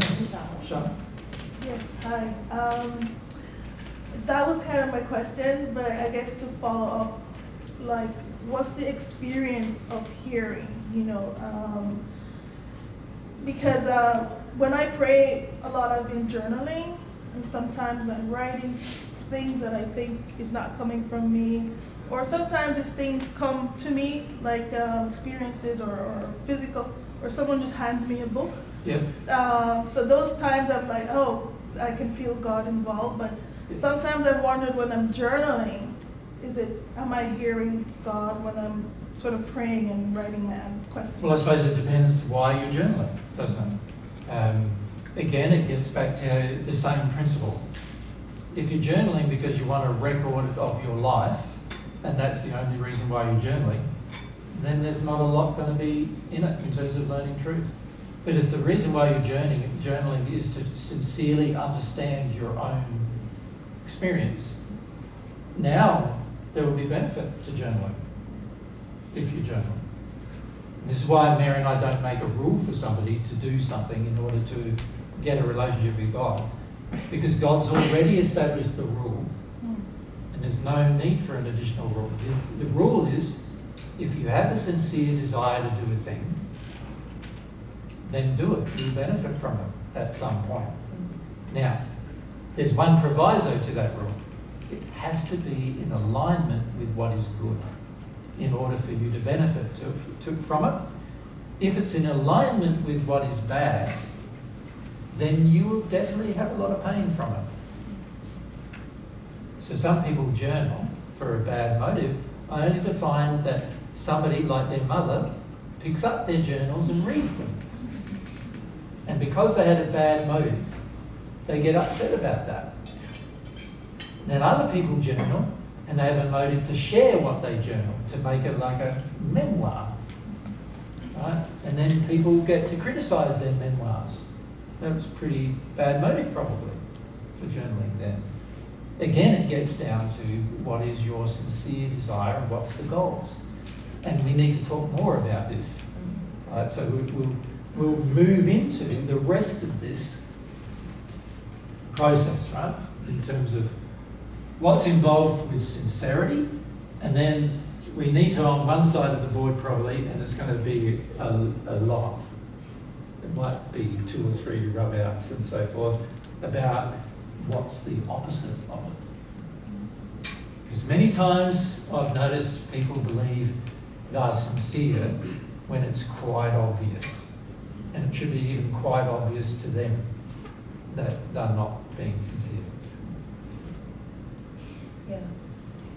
But Charles, you're talking also there about feeling the difference between feeling God directly, and some of what you're describing is really feeling the effects of your spirit friends who are helping you and other people who are trying to help you to develop this state of sincere ignorance, which is the starting point of your connections, of the potential of your connection directly with God.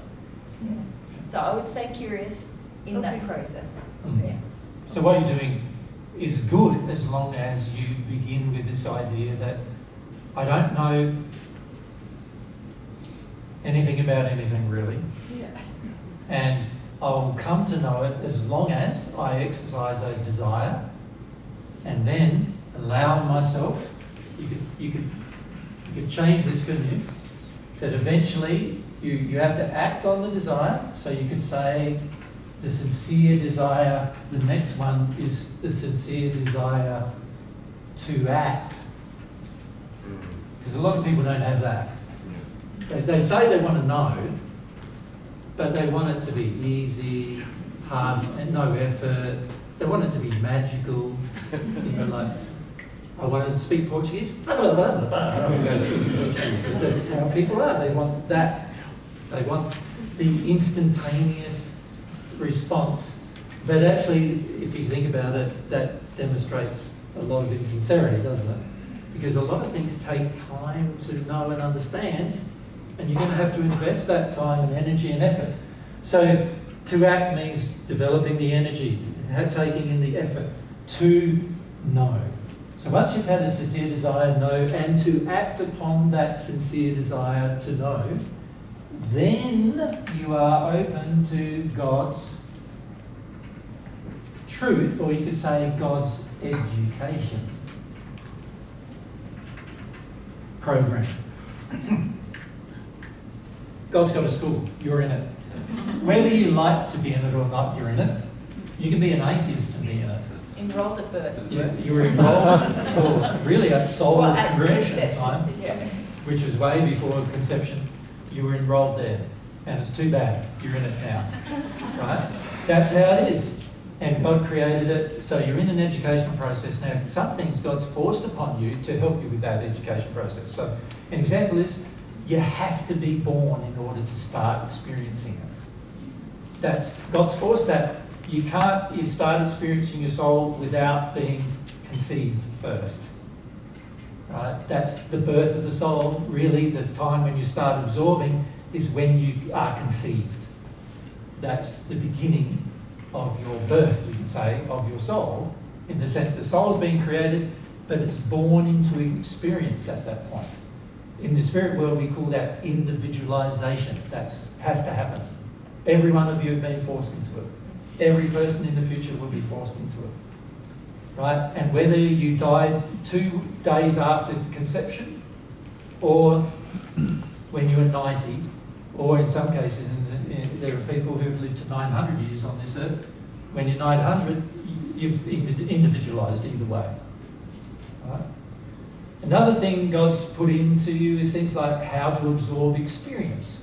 And a lot of this is, He's put in senses where you can feel, get in touch, for example. You can see things, you can hear things, you can see, these are all influences upon you that God designed so that you would learn. So God designed you with these apparatus. You could say the physical body is a big part of that apparatus, but also the parts of the body are also part of that apparatus. And God designed them so you learn how to use them instinctually. So all of us are in that process. You began that process as soon as you were probably anywhere from, say, 9 months to 12 months old. You probably started walking, right? You were forced to, fundamentally, by the design.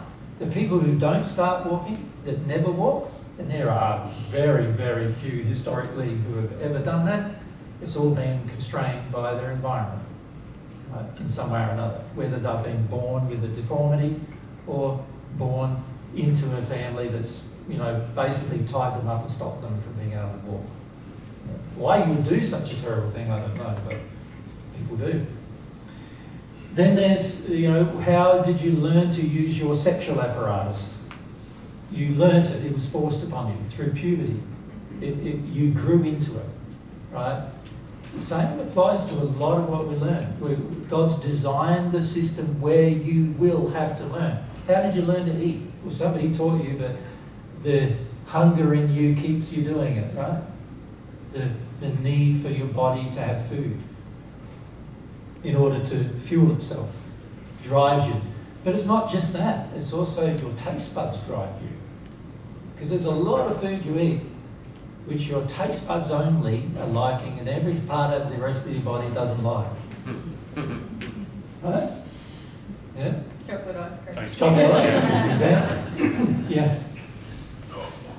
God's got you in an educational program and you're in it. Whether you understand God or understand whether you even want to have a relationship with God or not, you're in it. Right? It's automatic, you're in it. And the reason why God's got you in the education program is to encourage you to know, to get out of ignorance. So God's tried to make a system to encourage you, to motivate you to get out of ignorance on all subjects, any subject. Now, there are some things that men create, humans create, like language. Right? This is why I'm not very interested in language, because humans created it. Why didn't they just create one and make it easy for us all? Right? Why did they have to create, 7,000 and something languages? What? That seems to me to be a bit silly. So I'm, as Mary knows, I'm not that attracted to speaking languages. I'm not even attracted to speaking English very much, as you well know, right? So, because I'm more interested in the feelings, the emotions, the beliefs, the passions that people have. That's the kind of thing that I feel more attracted to. Yeah. But you can see there's things that humans created, like AI. Like, I've done tech since I was 16. And by the way, that was now, I'm going to work it out. Ugh. What am I, 62, 16, what's that? It's 40 something, 48 years, 46 years, 46 years. I've done tech. I am not interested in AI or tech. It's a tool, like a hammer. It has some advantages, lots of disadvantages. Just like a hammer, you get it around the wrong way and hit your thumb with it, it's gonna hurt, right? Right? So a lot of the tools we make on Earth have their problems. You know, cars kill tens of thousands of people every year on this planet. Yeah. So it's a tool, but it's got its problems. Yeah. So, you know, if we were really clever, we'd design them that they don't kill anybody. Wouldn't we? If we were really clever, just like God's designed everything that doesn't kill you. Right? A lot of people die, but it's because of humans and the way we use it. So, for example, cancers and diseases and sicknesses and everything are all because we are not living within our design. And we don't understand how we're not, because we haven't learnt, because we are sincerely ignorant, aren't we? Or are we sincerely ignorant? You see, when it comes to things like cancer, for example, are we sincerely ignorant or are we chosen ignorant? You see it? If we were sincerely ignorant, we'd search for the desire to know what causes it. We wouldn't blame God for it. We wouldn't blame our design for it. And instead, we'd try to find out something that's going on, something here in my hierarchy of things going on. And it could be, couldn't it, that I'm in the wrong physical situation. So, in that example, if I pick up uranium ore and it's very high doses of radiation, I'm probably going to get cancer very quickly and die, or probably die from radiation, probably, before I die of cancer. But if it's slower, it might be cancer. That might have been just a physical thing that happened, right? But there might be emotional things that are going on. What causes my cancer? If I have a sincere ignorance, I'd say, it's possible that my beliefs cause cancer. It's possible that my emotions cause cancer, my sexual desires cause cancer, or something physical causes cancer. Because if I'm starting from a blank slate, which is what I'm recommending, starting from sincere ignorance, my sincere desire to know will at least say it could be any of these things that cause it. Not just that, but any of these things. Can you see? If I was truly open to the concepts of ignorance, truly, you could say, this place is the beginning of humility and away from you. I'm truly open. I could say, okay, it could be any one of those things. So let's look at the physical. Why is it that some people are irradiated and some get cancer and some don't? That would interest me, wouldn't it? If I really wanted to know what's the difference between the person who does and the person who doesn't. But why do some people get breast cancer in exactly the same situation seemingly as other people brought up almost the same way? It can even be the same family with the same parents and the same, and yet two different children, one gets cancer and dies and the other one doesn't. Why? If I had a sincere desire to know, I would go, that's interesting. That I don't know, what do I got to search for to work out why? There's got to be a reason why, because everything that has been done ever has been based on law. There's laws that have driven everything. So why would there not be laws determining my sicknesses? Right? This is where I would go if I was sincerely ignorant. I would say that's a possibility. No. But you can see what happens is we have predetermined ideas and concepts that start developing, and we go, oh, but I don't think that's possible. And as soon as you do not think it's possible, what's the next step? You are no longer going to... There's no desire anymore. no sincere desire. As soon as you already believe what you think is true is established, then there's no sincere desire to know more. You already think you know. What is that state called? Arrogance, yeah. Arrogance. So you could say you're sincerely arrogant, which is an insincere state from God's perspective, right? So if we look at the different things that influence this state, there are many. So of course we still want to discuss what's down here further, but let's start here. Let's look at what is the opposing this state. Can you see arrogance? Maybe I need to do it in a different colour. I've got black. We've got black now. Yeah, these are all causing darkness. So arrogance.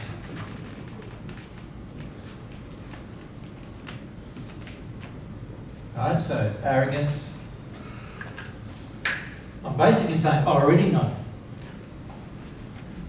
So by saying I already know, and I already know everything about it, but I can understand you might think you already know something, but I don't understand why you would think you already know everything. Because at the end of the day, only God knows everything, being the infinite creator, and I will never know everything. Right? No matter how much knowledge I've obtained, no matter how much seeking I've done, I can never know everything because I'm not God. Right? So why you would ever want arrogance, I got no idea. It's such a limiting thing. When I say I've got no idea, there's emotional reasons why you might want it. What are the emotional reasons? Can you see? I might want it because it gives me an illusion that I want to live by. I might want arrogance because it helps me avoid things. It helps me avoid feelings. So I might want it for that reason. It helps me avoid that I don't know, for example. And therefore, or it could help me avoid taking action. So I don't want to take action. So if I already think I know, then I won't have a sincere desire to know and I won't act upon it. And so therefore I won't take action. So arrogance helps me not take action.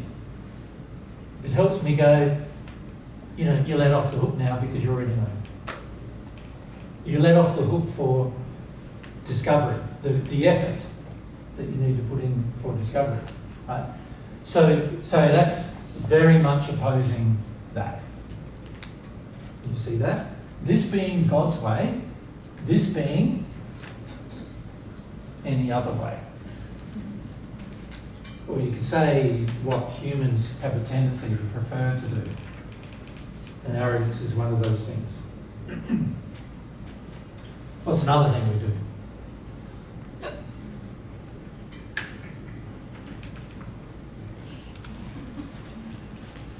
What do you do to ignore, to avoid this state? Sincere ignorance is the question. Maybe go to Olga. There you go, Olga. Keep your hand up on it.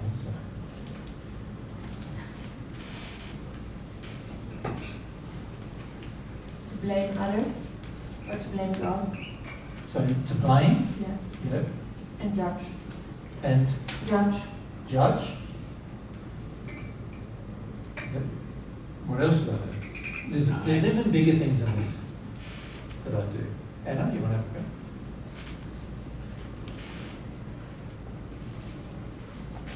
Admit defeat, so say it's almost impossible. So you could say Cynical, maybe? cynical, sure, Yeah. but there's other things. Side behind you. Deny. Deny, huge. Just deny.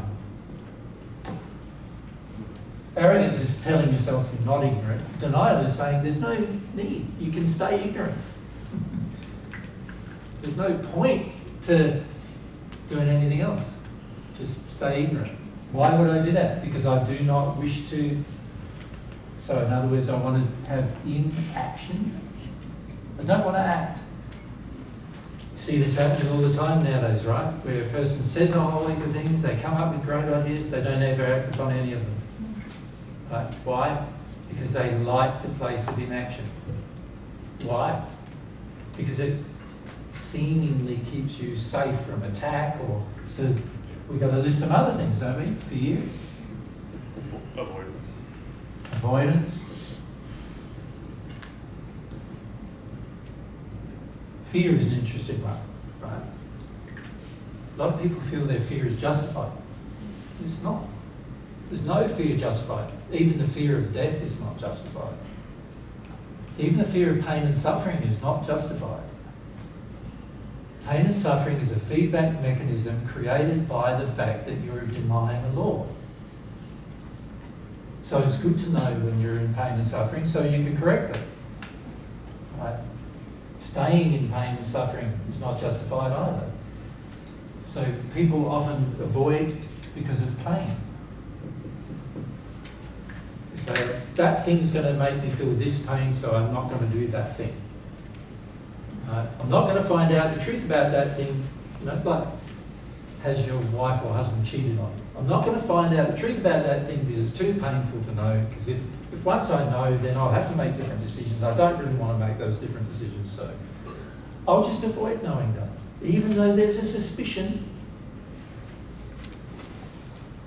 just avoid it. Right? Avoidance is not sincere ignorance and then a desire to know. It's not God's way. Not God's way. Okay. Anything else you can think of? I've got some lists here. Andy, you want to have a stab, and then we'll come across to just Michael. Let's start with Michael, so keep me at that. Wanting somebody else to tell me?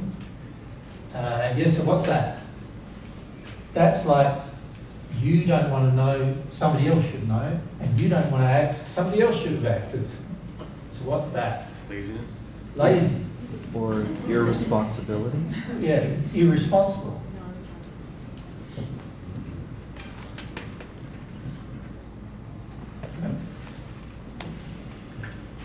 Ready? This might be more of a reason why we do those things rather than an action we do, but not wanting to feel our feelings. Yeah, avoid feelings is a big thing. And that is the reason why we do a lot of these things, yeah. Because when you desire to know and then you act and then it's hard, like the information doesn't come easily, the average person goes, it's too hard. Like, it's too painful to get to know this thing. I'll just avoid it. Like, I'll just put that on the back burner and forget about it. Not think about it for the rest of my life. That's the better course of action.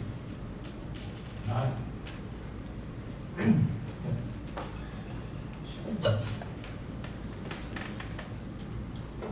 Distraction, like I go to social media or something, should do it.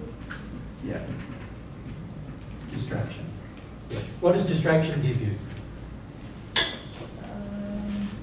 Just hold them on. I get to procrastinate or just not deal with it for like till I'm ready or something. Till you're ready. When's that? Probably never, right? It's like there's this tension of a problem in my life. I can feel something's not right, or I don't know something, or I've got an inkling of that. Oh, I don't want to know, so I'm just distracted. Yeah. Or I've got something to do. I've got something else to do. I can't deal with it Hold right it now. up. I've got something else to do. I can't deal with it right now, or I don't want to. Yeah, but Really. even all that is, I can't deal with it right now. Isn't that really... Justification.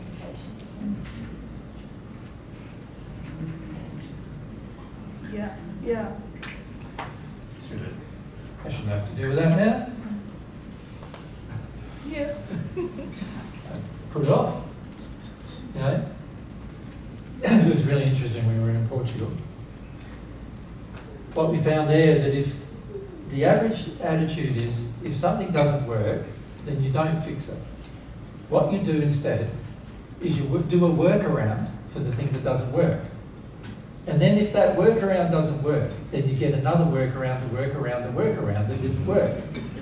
And then if that workaround of the workaround didn't work, then you just give up. But you don't actually fix the problem because the problem is too hard to fix. That's anger. Not wanting to put in the effort. Yep. Avoidance of effort. Laziness is what it is. Okay, Si? I would say this is a big one for me, doubt. Doubt, yes. Doubt, it's huge. What does doubt give you?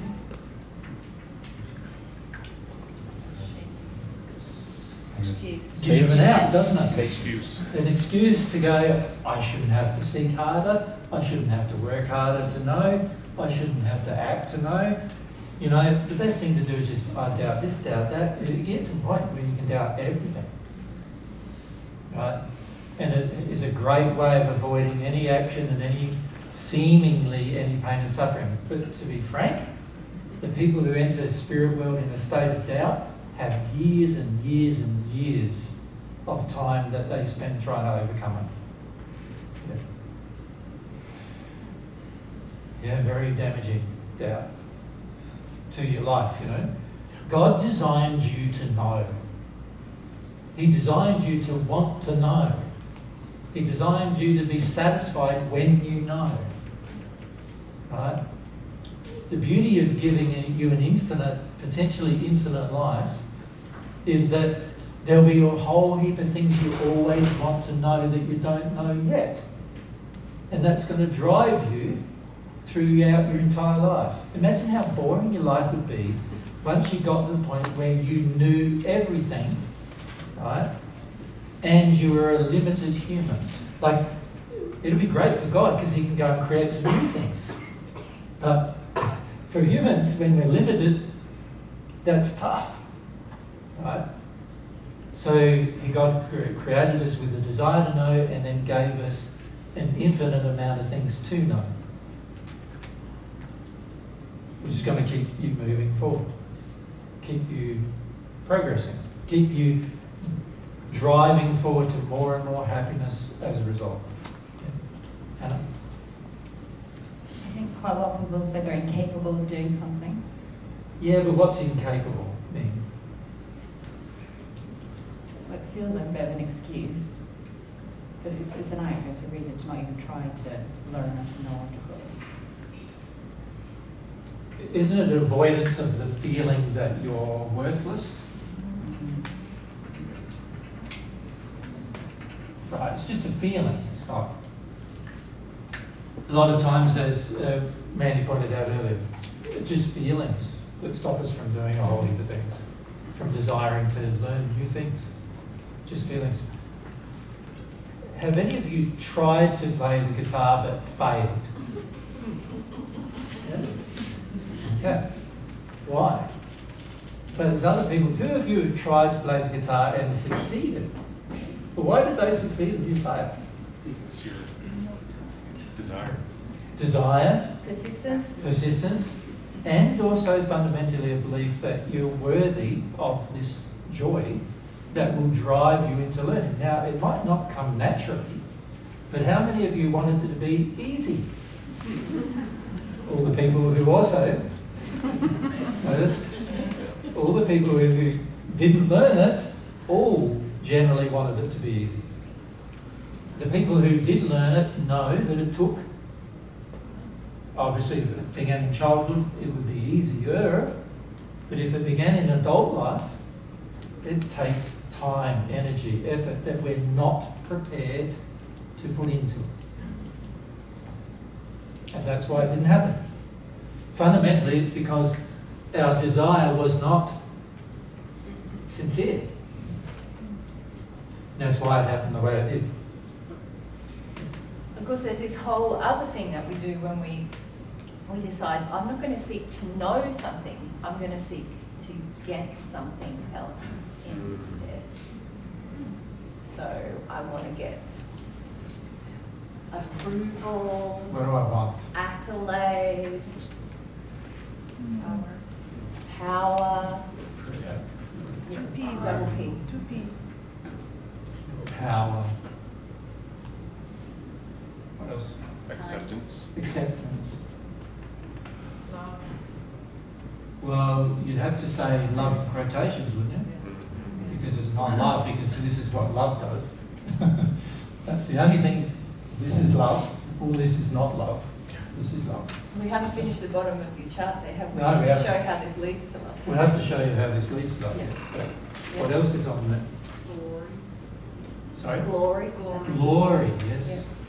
Control. Control, yes. Acknowledgement. Acknowledgement, yes. Safety. In quotations, safety. Comfort. Exit. So there was safety, Comfort. comfort. Gee, we're good at these ones, you know. Superiority. You could also put on the list there inferiority.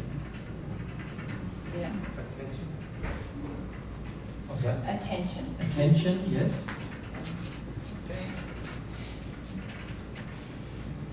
Whew. So notice how fast that was. You know what you do to avoid that. You know that really solid, actually. And interestingly enough, when we're driven for, say, approval, let's say, as soon as we're driven for approval, we no longer have sincere ignorance. Because a sincere ignorant place is not a state of going, oh, I need to know because I need approval. It's, I need to know because it's wonderful knowing. Do you understand the difference? Yeah. And of course, the sincere desire to know will cause action. When I'm in a state of approval, I want to do the least amount of work for the most amount of approval. It's really interesting in God's Way in Australia. We run this, as you might have already heard, we run this sort of, you could say it's a non-profit organisation in Australia called God's Way Limited. And we have a lot of people from overseas come to help us out now and then. And almost everybody who comes for that reason. They want some approval. And when they get none, what do you feel happens? Anger, doubt, laziness, avoidance. It goes nuts. It goes nuts. It's, what do you call that? So, which one can I select? Pinball? Pinball. It's Yeah. pinball. Yeah, It's so all, it's an emotional pinball afterwards. It's sort of like, okay, I'm afraid now, I'm angry now, I'm worried now, I doubt now, I even doubt that I've ever heard divine truth in the first place. Because I just didn't get the approval I wanted. Some come for this.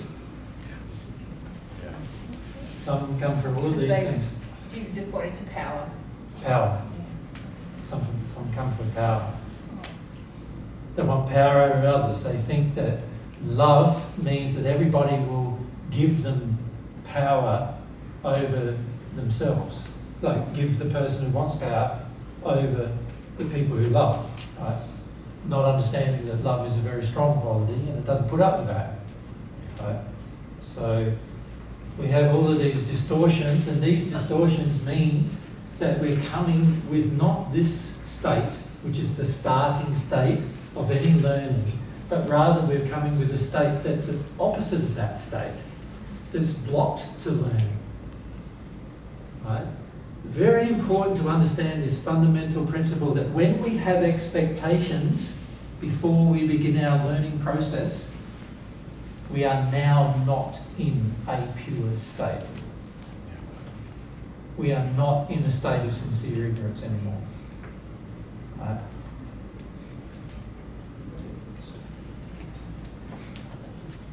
All right, now, this is sort of just setting the foundation for our discussion after the break, after we have lunch. The discussion after we have lunch, we're going to talk about what follows after this, that eventually revolves around you experiencing the truth and being in it personally, right? And that relates to prayer, because prayer is the most advantageous pursuit you can engage in actually. And if we're not engaging it with priority in our lives, then we don't understand that it's the most advantageous pursuit. Right? So we obviously need to change that if we're ever going to do it, if we're going to pray. Very important though to understand these fundamental principles, that all of these things we can see, most of us sort of think, oh, that's not so good, lazy, not so good, no, judgment, that's not so good. But many of us can't see that these are not so good. In fact, most of us are in them without any consideration of how damaging they are to our state of sincerity. That's the problem. They damage the fact that I'm sincere, and if sincerity is what is going to lead me to receiving God's love, then you can see as soon as I have these things with God, I am not going to receive that love. It's just simple. From God's perspective is, do you have that? The answer is no.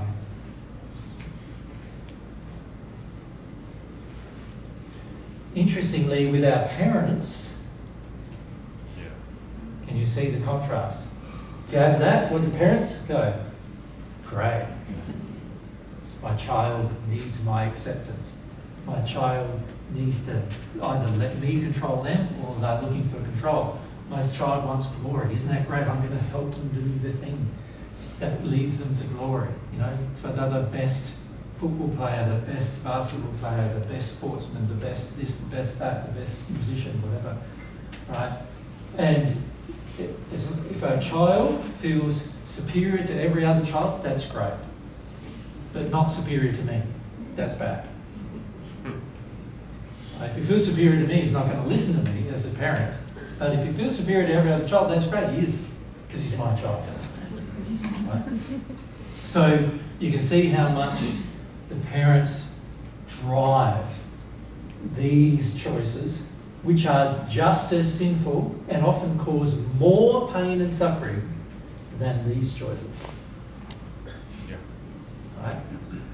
And it's very important to understand the relationship. So what we'll do after the break, we'll have a break now for, what's the time now? It's about 20 past or something? 20 past 1, so Yeah. we'll come back at 10 to 2. 10 to 2.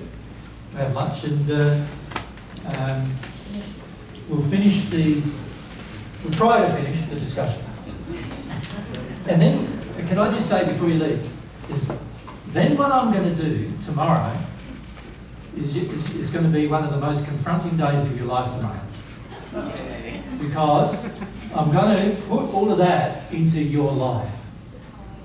In terms of what you heard from us last year and what you did about it. Make sense? There's not much point in us keep on coming back to a group of people who hear something and don't do anything about it. You follow? All right, now, before you go, a couple of housekeeping. One, is everybody cold? Because I will turn it up. Cold? Yep. We'll turn it up. Okay. And second, I forgot to mention at the beginning, Jesus just brought up God's Way, which is the not-for-profit that we are founding members of. There's actually a display at the back of the room if you would like to see some of the projects or see some pretty pickies about what's going on in Australia at the moment. So, yeah, feel free to do that after your lunch or before, whatever. Yeah. Do we even have a box? We have a donation box as well if you'd like to make a contribution to that. Can you just turn on the light at the back there? It's the left-hand one, so everyone, yes. I should say the donations in the donation box, they come to Divine Truth and they would be used to fund our future travel and more books to people. So, just so you know what that is. Yeah. Thanks, guys. Thank you, everyone.